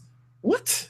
Yeah, seriously, who in the world would why should we answer a question like that? That's absolutely disrespectful. I mean, I don't like what N-Scene64 has reported either, but come on now. Death threats? That's absolutely overstepping boundaries. I mean, people can say whatever they want. I don't always like when people say what they want. It sometimes breaks my heart when people talk smack about things that I like. But would I ever send a death threat to that person? No, of course not. So seriously, I feel like that this is absolutely unnecessary. Out of hand. It's definitely. I mean, if someone sends a death threat to somebody or something, I mean, I've had people threaten violence to me, because they want to. And the thing about what you have to realize is that 99.9% of these people that do these things are chumps. And if you Yeah, send a death threat to somebody, you're a punk and you're a chump. And if you threaten violence to somebody else over the internet, you're also a punk and a chump. You know what I'm saying? Like, so people that are doing this, they're nothing but little kids that are in their basements I crying wouldn't like be babies. I wouldn't be surprised if some of them are also mentally I hope I don't cause any flack for this or offend anybody because I am myself. I wouldn't be surprised if some of them have mental disabilities that cause them to think like that as well. I don't know, ADD or ADHD. I'm not offending anybody by saying this because I too am autistic, but I know that some people can act very, very stubborn and very, very determined, like saying, this is my way and this is my only way. That to me speaks of autistic style speaking or whatever it is. But yeah, seriously, whatever it is, it's really not my business to say, so I'll just leave it at that. Hmm. Yeah. Okay. So yeah, but it's both of us. We think it's ridiculous, and the fact that people would go to that lengths, idiots would go to that lengths just because they don't like what somebody's reporting is stupid. So, Yeah, absolutely. It's one thing but to not like something, it's another to threaten death. yeah, That's just overstepping it. and that's ridiculous. Let's hope that people stop that crap. Oh, Next who next knows? question. Next question comes from Capable Tie 7. Do you think Okay. do you think NOA is the worst branch of Nintendo? Just look at the gap we have to wait for X and Yoshi's Woolly World. What do you think, John? I really don't know what to think of Nintendo of America at this point because they have made a lot of baffling decisions lately. But I personally feel like worst branch. I really can't comment on that, but having said that, having to wait to play those two games, yes, it's absolutely terrible that we have to wait for that. The whole controversy with Devil's Third as well. I mean, I don't know what's going on with that, and I don't know what's happening with it, but I do hope they resolve that issue very, very soon. But I definitely think that they need to get the message saying that, look, sorry, there's something wrong that you're doing with your customers. You're going to need to make changes. So not just Nintendo of Japan that they'll have to make changes to. I think the Nintendo of America branch will have to make changes too. Now, by saying this, I don't mean that they should fire anybody. I don't believe in that. But I really do think that they need a change of thinking because they can't afford to keep on doing this over and over again. It's getting ridiculous. It's hard to defend them. I'm wondering how bad you got to get bodied in order to make a change. That's what I'm wondering. Like, how bad do you have to lose, or how bad does your system have to sell in order for you to understand that there's Yeah, something wrong? Like, you can't sit here and tell me, well, it's okay when it's to, really not. yeah, to delay these games because people are more willing to buy in the fall. Like, your Yeah, fans want to buy now. yes. We want stuff to play now. We don't want to wait for no no no no Yes. no no no. The small amount of people in North America who have a Wii U want to buy now. Absolutely, yeah. There's no reason to hold back games whatsoever when you have them Yeah. ready to go. None. Space it out. I don't have a problem, but this comes back to NOA and Nintendo's thinking like without third parties, this is the type of stuff that your mindset tells you to do. Yeah, In the Wii era, Nintendo had so many games coming out at all times. There were games from third parties just coming out, constantly coming out in March, April, May, June, July. Maybe they were the smaller ones like Trauma Team, but there were still games. There were they also ports and everything. yeah, they also did make some, very questionable choices. Like, I'll never forget E3 2008, where many people were Oh so no, badly John, disappointed with that. why? I know. I'm sorry. I'm sorry. I don't mean to go there, but yeah, I was No. disappointed too. But Tales of Symphonia: Dawn of the New World, it made up for that for me because I loved Exactly. playing that game. Exactly, and that's the type of stuff that the Wii had, that the Wii U did it. But Nintendo of America, I think that's what happens when when your whole plan just crumbles on top of you. You make these really weird decisions. Like Nintendo of America, you go from being it'd be like going from like I don't know, from being like Michael Jordan to like Steve Kerr. It's like what Yeah, happened to all your abilities? What yeah. They I need used to. to be I used to be Yeah, able they're to gonna. dunk, and I Yeah, was they so need to do a good. better. Yeah, they need to do a better backup plan next time. Yeah, yeah, because that's what happens when your plans just crumble in your face. Like it just Yeah, completely destroyed. And that these are the type of decisions that you have to do. Oh no, we're scared. We need to make as much money as possible. Wait a minute. Yoshi's Woolly World, it's a kid friendly type of game. Kids buy in the holidays for their parents. Oh, we have to yeah. hold on to it. We have to see that's the type of decisions you make when you're as big as Nintendo. You make these decisions because you're getting bodied. You know, Yeah, it's but acting recklessly is actually a recipe for disaster. And I personally think that on that level, I think NOA really does need a wake-up call as to how they yeah. handle their customers. Yes, because they're not doing a good job. Like sitting here and telling me, we have a game that's complete, and instead of releasing it in the summer or whatever, you say we're gonna wait till all the way then, and it's like you're gonna release Xenoblade in December. I What? know, but I know it's very weird. I mean, we had to fight in order to get Xenoblade Last Story and Pandora's Terra combined over here. We had Yeah, to fight for that, and we shouldn't have to do that. that that makes me mad. That actually makes, and I don't get mad a lot over video games, but that actually makes me mad because it makes me like you're trying to insult me as a consumer when you do Yeah, stuff like that. That's insulting that we have to fight to get RPGs, to get quality. yeah, and now we're actually doing the same thing with third parties to get games on Wii U. I mean, I joined a Facebook campaign called Bring Kingdom Hearts 3 to Wii U, and I appreciate their efforts to do so. I really, really do, and I really want them to succeed. But on the other hand, I find it very, very unfortunate that it's come down to this. This is not how it should be. I feel Yeah. like that, and as I said, I think the Kickstarter option that you talked about earlier, I think that would be perfect, a perfect solution to the problem. Okay, so we're gonna have to move through these questions a little bit quicker so we can Yeah, get I to know. them. I talk too much. I'm No, sorry. I've been talking just as much as you. Okay, so let's move on. Capable Tie 7. Do you agree Nintendo should make a real Pokemon game for NX to be that system seller like Mario 64? It's their biggest or second biggest franchise, and they have been ridiculously stubborn by only giving the home console spin-offs for 2 generations. Short answer, yes. What do you think, John? Yeah, I agree because, as fun as those Pokemon games are for handheld, I see absolutely no reason why home console owners should not have the ability to play a full-fledged entry of it too because, to be honest, why not have both? I mean, I think it's great that you can play Resident Evil Revelations on 3DS or Wii U, so why not do the same thing for Pokemon? It's great that you can play Smash Bros on the go when Smash Bros at home. You know, pretty much. Yeah, there's no And reason why, and I think that's the reason why this next system NX needs to be able to play everything. You And know. speaking of Pokemon, that seems to be our next question right now. It Yeah. says, if Bandai Namco were to release a title based on Pokken Tournament, do you think we'll be seeing game at the NX launch in late 2017 or early 2018? Oh dear, I really don't know how to answer this one. I'm sorry. I think Pokemon's going to be an NX title. I think the Pokemon Company is skeptical. The Pokemon Company doesn't even want to develop on Wii U. The Pokemon I don't blame them either. the Pokemon developers are not even bringing Dumbo the badass elephant. They're not even bringing that to Wii U. I mean, the fact I that a know, and we should. subsidiary of you doesn't want to bring the game to Wii U, That's Yeah, embarrassing.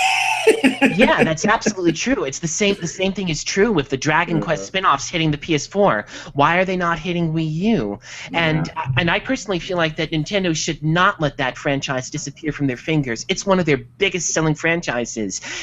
If Wii U misses out on Dragon Quest XI and if PS4 gets it instead, that would be a huge blow to them, and I don't want to see that happen at all. I personally think they should get that as an NX launch title, hands down. Well, Sorry for being off topic. no, it's fine. The good thing is that Nintendo says that they've been talking to third parties a lot, and they've received a number of inquiries. So hopefully that continues. Yeah, I Hopefully, hope so too. hopefully they come through with their word, because sometimes Nintendo has said things and it doesn't happen. So we'll Yeah, see. yeah, I hope so too.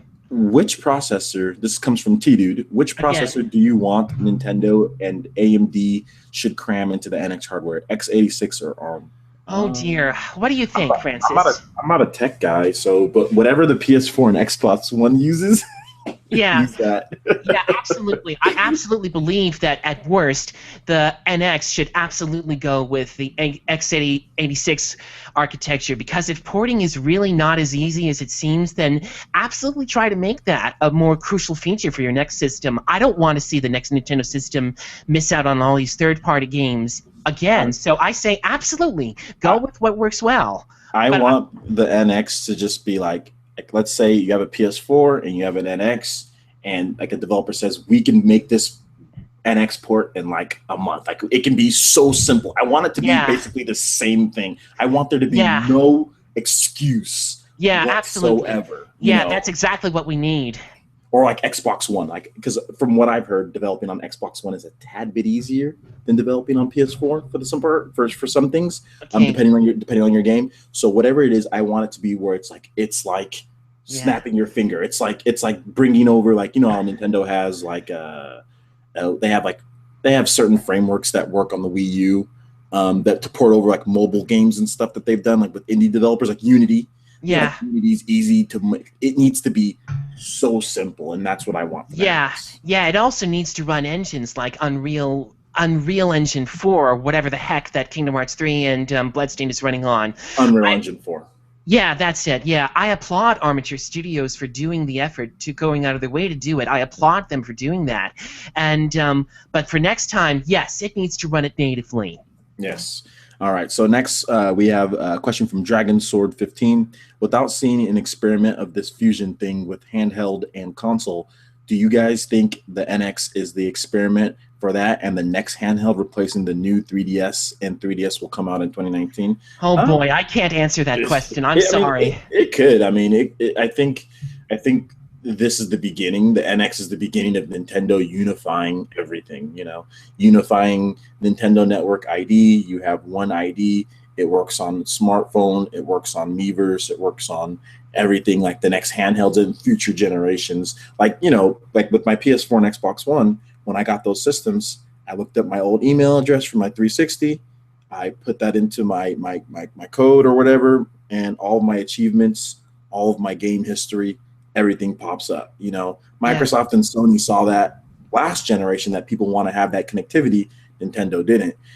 So now I think that's what Nintendo needs to do. Make sure that you have a connected, it's just one thing, and you bring it over each generation. Same thing with my PS4.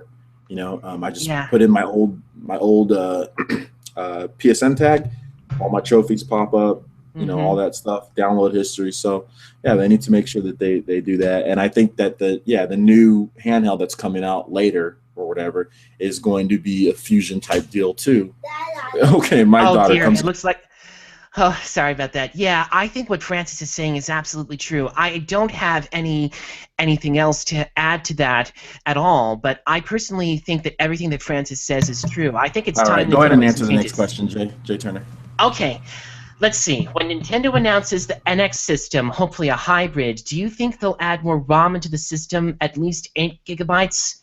Short answer to the question, yeah, I think they're going to have to do that because, well, here's the thing. When Nintendo first announced Wii U, developers were like crazy over it. They were saying that they were absolutely praising the system for having 2 gigabytes of memory, but then along comes Sony and Microsoft, and they have a memory that they have a ROM that's bigger than that.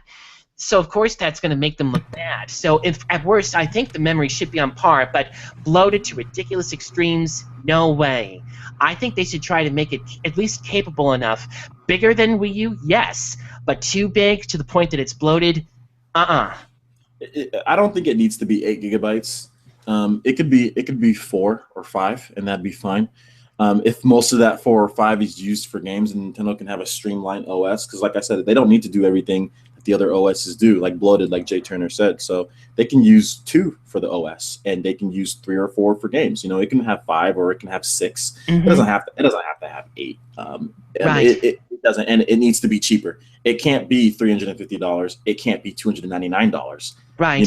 It needs to be 250 or 199. It has to be one of those two prices. If it's more expensive than 250, nobody's buying this system. Yeah. Unless Nintendo does something crazy that's just, oh my gosh, like Wii type of eureka moment, but that's probably not going to happen. They need to go. They need to play it safe with the system. It needs to be, But you know, not too safe though, because there's a danger against playing it too safe and yeah, not you're taking right. any risks at all. They got to find the balance in between. It can't But I just think be the all or fusion nothing. concept, the fusion concept is not safe at all. I think that's a very unique concept that no other system has at this point that gamers would like. Yeah, I agree. Yeah. So let's move on to the next question. T Yeah, Dude 73. Do you think Nintendo could have added more trailers that are rated M? Case in point, Fatal Frame made him with Blackwater during last month's digital event. Yeah, sure. Why not? I absolutely agree with that because it's cool that they're bringing Fatal Frame 5. I'm looking forward to playing that game. I have it.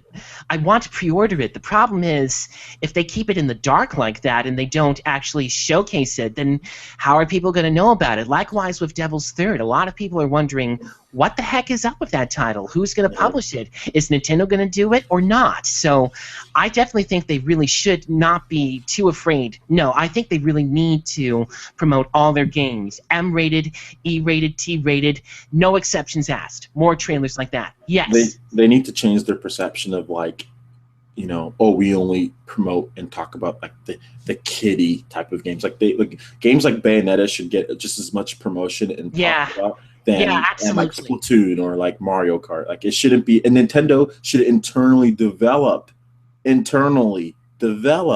games like Bayonetta. They should. I'm sorry. Like I know a lot of people like the style of Nintendo's EAD teams, like making more of like the bright Yeah. colors and stuff like that. But you shouldn't limit yourself because you feel that you have to have this family friendly image. Because like Right. Nintendo, most of their Absolutely games, like not. any of their mature rated games dating back for a long time, all of them are external first party, like external teams, like and Yeah, exactly. Conker's Bad Fur Day, that was rare, Mhm. rare. Rare. Eternal Darkness, awesome game, one of the best Silicon horror games ever. Knights. Yeah, that game was awesome. And let's see. Well, of course, the recent port of Ninja Gaiden 3 Razor's Edge, that was a Tecmo project. So there. Mm-hmm. And of course, with Bayonetta 1 and 2, that's Platinum Games. Mm-hmm. And let me see, what else can I think of? What about Geist? Wasn't that one an M-rated title too? It was, but it was developed. Yeah, it was a mature-ish title, but that was also externally like developed as well. Like Nintendo's core EAD teams only Yeah, work on like Mario Kart. Like they only work nothing. on like nothing gritty or anything like that, which Yes, is which is a shame. And they yeah, don't work on RPGs. they really. Nintendo's they Yeah, I like think they really could afford to do more of that. Yeah, like I would love to see like a mature rated RPG from Nintendo's best EAD team, like a fantasy RPG, like not even like dark, like gritty, like blood all like a Final Fantasy style RPG from Nintendo's internal team. Like, is there a reason why Nintendo's internal teams can't make an RPG? They can make a shooter. Look what they did. They they I made know they that made was Splatoon. apparently that was done by a younger generation. So I Mhm. personally and I applaud them for doing that. I Mhm. applaud Nintendo for commissioning new developers to make that game. I think they really need to do more stuff like that for their next system. It's one of Mhm. the best ways they can do to restore trust with fans and with the whole industry in And general. Because and I don't like seeing them getting kicked around all the time. and if you look at that, like Nintendo's sales, like when Splatoon came out, although they're not obviously not the still not very great, Nintendo sales boosted more in Japan, their baseline, than Mario Kart 8. Yeah, and because that it was was really something incredible. new. Because it was something new. Like people we know, Nintendo fans are already going to buy whatever Nintendo system for Mario Kart, for Yeah, Smash Brothers. We yeah, know Nintendo, but you need to have something branch new from the out. start. Yes, Yes, absolutely. That's one thing I want to see them do, especially at launch. branch Um, out. yeah, absolutely, definitely. Okay, let's see. Oh, Dragon Swords 15 has another question here. Let's see. Oh dear, I don't know how to answer this one. Let's see. If you heard about the prediction between from Sean Long in the Crass versus Class episode 17 and the Nintendo enthusiast about the NX, which is supposed to work with the Wii U and 3DS apparently, do you agree with that? Okay, first of all, I have not seen this episode in question. Sorry, I just haven't had time. But, I really don't know how to answer that question very well. Why don't you give it a go, Francis? Um, I mean, it could. I mean, I think. I mean, it could. I mean, it could be. You know, I don't think it's going to be backwards compatible. No. And are they going to have a 3DS card loader? I don't think they're going to have a 3DS slot loader either. That'd be a Frankenstein console. But It's alive. pretty much. But I think then possibly like digital download software emulation, kind of like what Xbox is doing with the Xbox 360 games. Mm-hmm. Maybe Yeah. software emulation, maybe digital download games for 3DS. That can be a Mm-hmm. possibility. I don't want the price of the system going up because they want to include backwards compatibility with Wii U. You know, Yeah. so yeah. Yeah, I agree. I think I don't have any more to say about that issue. Okay, so but yeah, shout out to Sean Long and Crash versus Class. That's a pretty good podcast. Yeah. Both Sean and Jason Lapine. Both Sean and Jason Lapine are really good, and are one of our own PE network guys. Zero XZ2. He also helps out with Nintendo enthusiasts and does YYY for them, which I also post on Player Essence. So Wow. shouts Yeah. out to all those guys, man. They're great.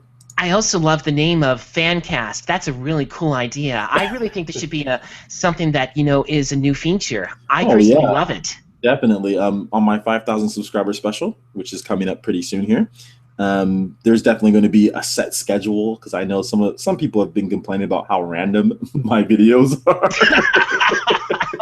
It's like all of a sudden PE rant, and all of a sudden no PE news, and all of a sudden no Oh, players dear. is cross Nintendo's back. Oh, It really gives me a headache to think about all that.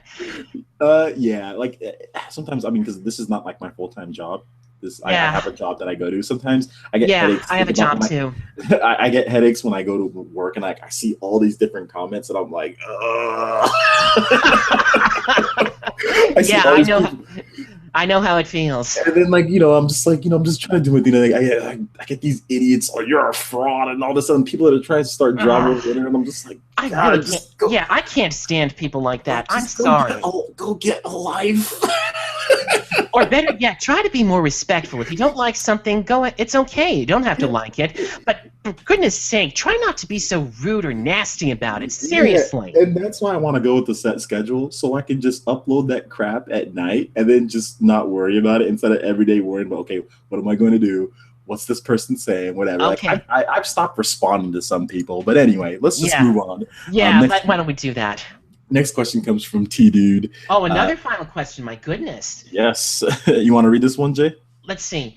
Final question. Do you think Chrom looks hardcore in Shin Megami Tensei Cross Fire Emblem after getting his butt kicked by Captain Falcon in the Super Smash Bros. Rocket Trip? Oh my goodness, I really don't know because I don't know how to answer that question. I'm sorry. He does look pretty. I think this is more of a joke question. He's joking, but yeah, Crom did get Crom got bodied in Smash Bros. That's for sure. And yes, he definitely made some improvements and upgrades since his daughter had to save him from Captain Falcon. I'll tell you something. If I'm ever in a position to where my daughter has to save me, I'm done fighting. Yeah, I guess. Well, I really don't have much else to say about that. He needs to learn from Ike and learn how to fight for his friends. You know what I'm saying?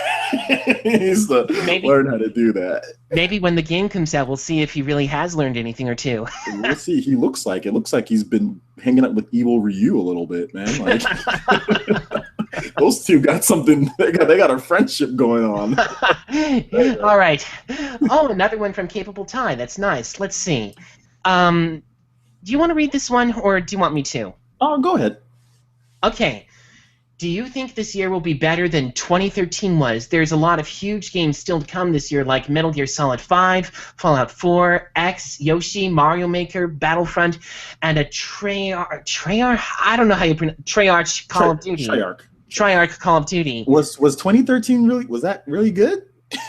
Yeah, well, that's the question. I personally feel like that what turns out to be a better year, this is always going to be a question that is basically based on nothing but subjectivity. And basically, what might be a bad year for gamers might actually be a pretty good year for other people. So just because some people say, this year was terrible, that doesn't mean that everybody else is going to feel the same way. And personally, I feel that, if you're going to say that this year will be better, I personally suggest that we wait until these games actually come out before making a judgment call. Because, if you remember, last year, a lot of games came out on the PS4 and Xbox One, and they turned out pretty poorly, if you remember, like Watch Dogs, which wasn't that great a game. It was okay, but it wasn't really that great. So no, it ultimately depends on the quality of the game, not necessarily how many games are coming out, because for all we know, either one of those games could turn out to be a complete disappointment, just like Arkham Knight apparently has some glitches in it. So ultimately, that's a question that depends on the individual, not the community as a whole. I'm sorry, but whatever. On paper, yeah, you're right. It could definitely be on paper, But like John was saying, we have to wait and see. But I'm trying to remember 2013, and I'm looking back, and I'm like, well, exactly what was so awesome about 2013? But let's see. That was the year that we got. Oh no, not Zombie U. We got. Let's see. Super Mario 3D World. Yeah, that was a good game. And let me see, what else did we get there? We got Rayman Legends. That was good. Yeah. But it wasn't necessarily... we got I think GTA 5 came out then, too. Oh, right, Grand Theft Auto 5. Yeah, Grand Theft Auto. That's another title that I seriously think Nintendo should try to get on their system. I'm not a huge fan of Grand Theft Auto. I haven't even played it. I'm not even a fan of Call of Duty either. But on the other hand, my personal tastes should not get in the way of what is really good. And I personally feel like that if Nintendo needs those two games to boost their next system, absolutely, go for them. Yes. Mm-hmm. So next question comes from Capable Ty. I'm about to go to New York. Have either of you been to Nintendo World Store there? It's only a few blocks away from my hotel. I'm hoping to strike Amiibo gold. I'm a West Coast boy. I'll be honest. I do not travel to the East Coast really at all. I go to the farthest east I go is like Vegas. Yeah. And that's it. And that's really close to where I live in California. So yeah. I don't travel to the East Coast at all. So maybe that's a better question for you, John. Yeah, it's a very easy question for me to answer because I'm a New Jersey person. I actually live in Highland Park. Don't anybody get the wrong idea by me saying this. But anyway, yes, I have gone into the city lots of times, New York included, and I did visit the Nintendo World Store. It's a really cool store. My only quibble about it is that I wish it could have been a little bit bigger, but I do love the setup of it. I like that downstairs that you can play a DS Hangout right there, and upstairs you can play the next-gen console stuff too, but I think the coolest feature about it are the little displays where they show histories of what Nintendo used to bring out, because they go all the way back to the Game & Watches, which I still have a few of even to this day, and even a Japanese-only Famicom. They have quite a few stuff right there. My only quibble is that I wish it was bigger, and more importantly, I'd like to see a lot more stuff in their merchandise section. I'd like to see video game soundtrack CDs. I'm a huge collector of video game soundtrack CDs, and I think more of those would be a great asset because a lot of people... Video game music wasn't so hot back then, but SNES had some really good soundtracks, and I think more of them would be perfect. They need to, I think they should do a lot more with the Nintendo World Store. Try to expand on it, offer a little bit more. It's really cool for what it is, but it seems to be more like a potential kind of store instead of the real thing. I do love it though. It's really cool. I think you'll have fun there. Mhm.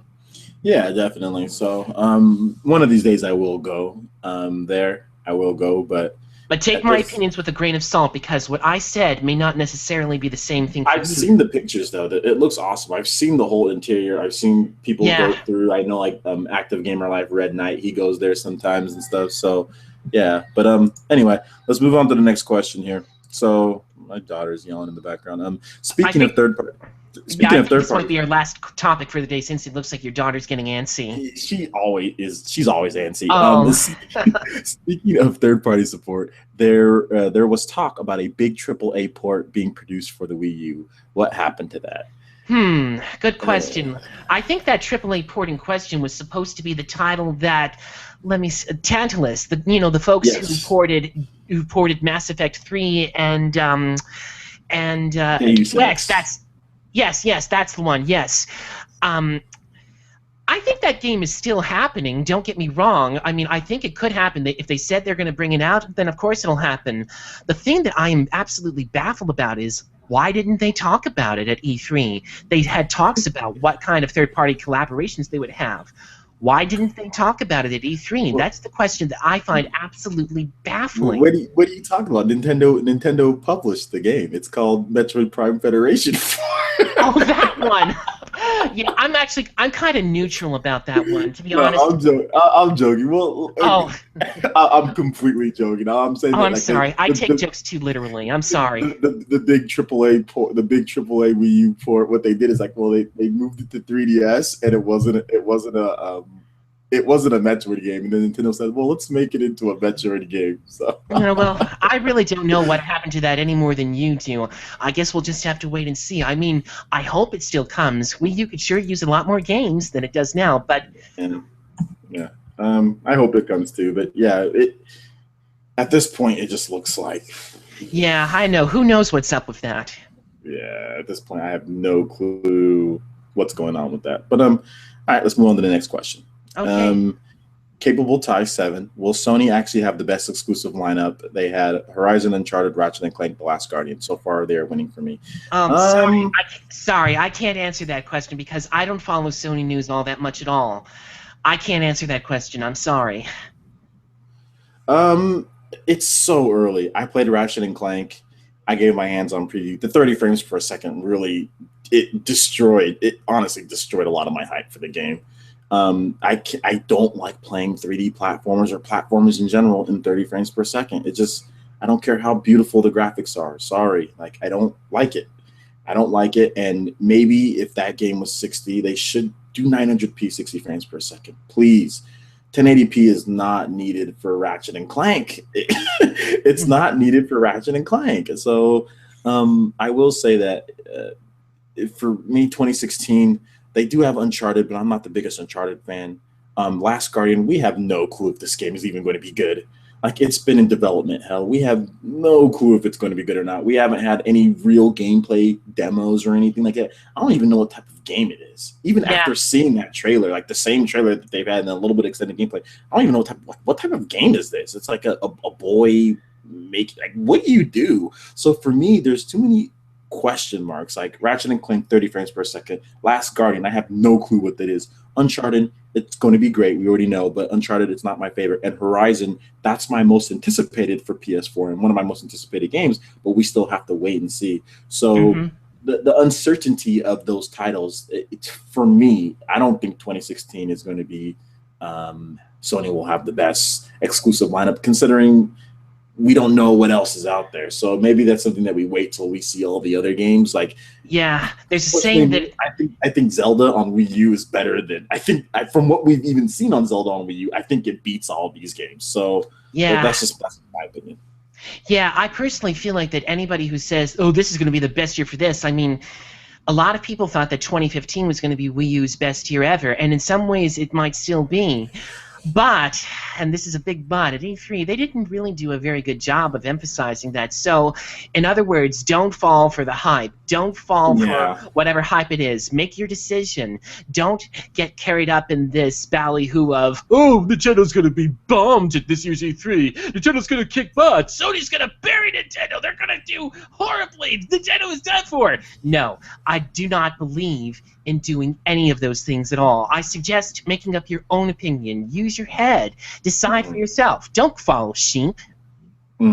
Yeah, I agree. Definitely. The media is obviously portraying these to be the greatest things ever. Yeah. And they're out there saying, "Oh my God, Last Guardian! Oh my God, Horizon! Oh my Yeah. God, Uncharted!" And and which is fine. It's not. There's nothing wrong with being hyped for being hyped. I mean, I'm hyped to play games too. I'm hyped for Horizon. I'm hyped beyond hell for Horizon. Yeah, there's absolutely nothing wrong with looking forward to a game, but come on now.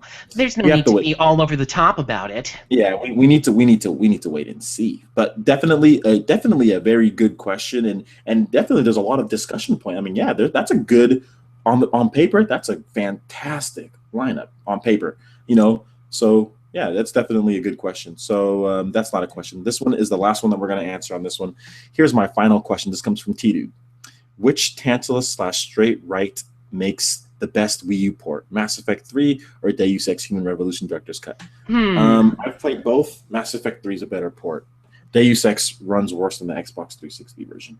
Oh, it does. I actually no longer own Mass Effect 3 because I just could never really get into that game. I'm sorry, because, well, with it being the third game in the trilogy that I haven't even played, it's a little difficult for me to evaluate it as a whole, but I didn't have any particular problems with how Mass Effect 3 ran, so I think that as far as Wii U developers go, they know what they're doing. I mean, I was a little disappointed that Deus Ex didn't seem to run any smoother than what it was hyped out to be, but I loved...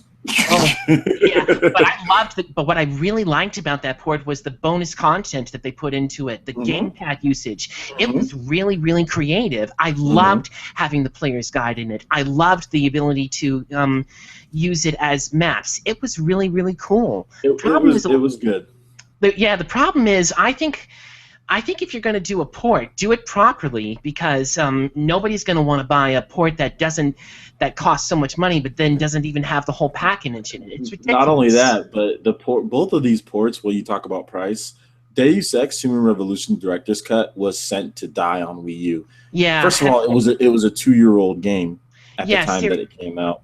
Yeah. And then, or was it 2 or 3 years old? And then the Xbox 360 and PS3 versions were cheaper.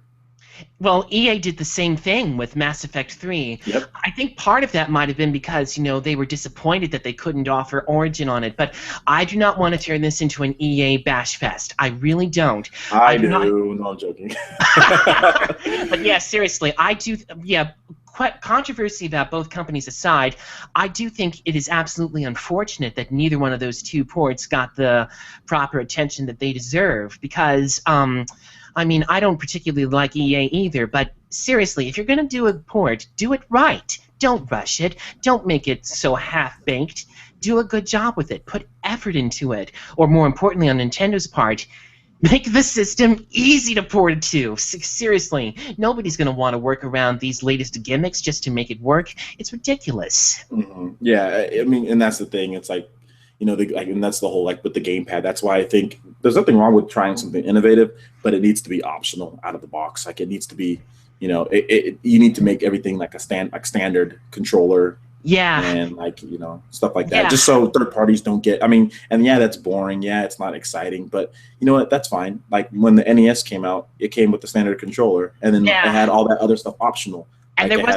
And there wasn't anything super innovative about it either. It was just a traditional game system. That Rob system that I talked about at the beginning, that was supposed to be an accessory. Likewise with the zapper, that gun thing that you use for the duck hunt. And the gamepad, I actually think the gamepad is a pretty cool device. I love play games off the TV, especially virtual console titles. The same feature that they have with that, it's perfect for those kind of games. Now, why exactly haven't we seen Final Fantasy VI or Chrono Trigger or Secret of Mana on the VC console? It needs those games very, very badly. You know why? Because those games are already... I think most of them are on the Wii Virtual Console, right? Yeah, but here's the thing. Some of the games that were already on the Wii Virtual Console, they ended up coming to Wii U Virtual Console as well. And I find it baffling that they did that, especially since, well, in Japan, of all places, you can play Secret of Mana on the Japanese Wii U. You can play the Final Fantasy series, 1 through 6, on a Japanese Wii U. But you can't do that right here in America. And so I find it Well, absolutely baffling that they're not doing that. yeah, that's it's just one of the many things wrong with Nintendo at this point. But that's basically it. We have went through all the questions. I want to thank everybody for coming out to the first ever episode of the PE Fancast. And like I said, look forward to my 5,000 subscriber special. I will have a set schedule of shows, probably 4 to 5 videos a week, like Monday, Wednesday, Friday, Sunday, like live stream. So look Yeah. forward to that soon. I'm probably going to have Jay Turner back again for the next fan cast, probably next Oh, week if we can get something. Oh, I'd Um, absolutely love to, although it might depend on my schedule because yeah, even though I'm basically free for the summer, we may need to keep in touch with email about that because, yeah.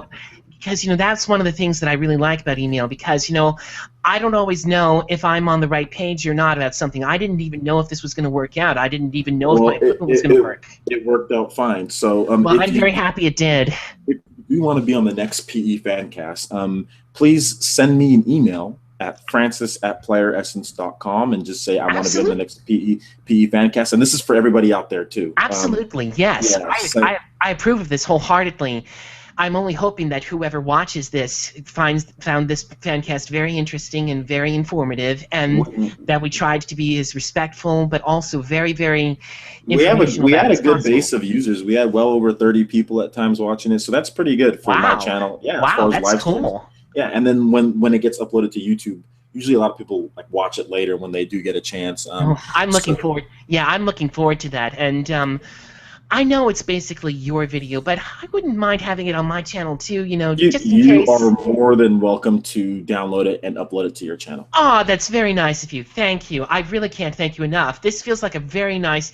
This whole fancast feels like a very nice thank you after all the standing up for me that you've done. I really, really appreciate that because I No, know that no I was. problem, dude. Yeah, because I know that some people have really gotten angry at me on Player Essence for some of my No, don't views. worry about it, man. Don't worry about it. But I appreciate you standing up for me like that. Dude, I really do. it's whatever. It's whatever, man. It's no big deal at all. But yeah, just if you want to be on the next PE Fancast, just make sure you have a good mic. That's the one Abs- thing that I would say is like your mic has to be somewhat quality. I oh, suggest a blue mic, Snowball or Yeti, one of hmm. those two. Yeah, I will. Yeah, I'll definitely consider it. No, not you, Jay Turner. I'm talking about other people. Your mic is fine. Oh, thank goodness. Gosh. I'm so sorry. No, it's fine. I'm talking about other. Your mic is fine. I'm saying that if people want to be on the next PE Fancast, um, make sure that you have like if you email me, I'm talking to the fans. If you want to be on the next one, just make sure you have a decent mic and you have a solid internet connection, like that doesn't skip or go in and out, and you can be on the next PE Fancast, just like Jay Turner was. And obviously, we'll keep in touch to bring Jay Turner back when he can. Absolutely. I'd love to. Yeah, but I'll probably be having these fan casts every week, so more details soon. But anyway, that basically wraps it up for this one. Thank you so much, Jay Turner, for joining me. My And pleasure. yeah, it was great, and we will see you guys on PlayerEssence.com. I'll be posting some articles probably tonight, and I'll be working on a 5,000 subscriber special. So thank you so much for watching, and we will see you guys for the next video. Peace. Goodbye.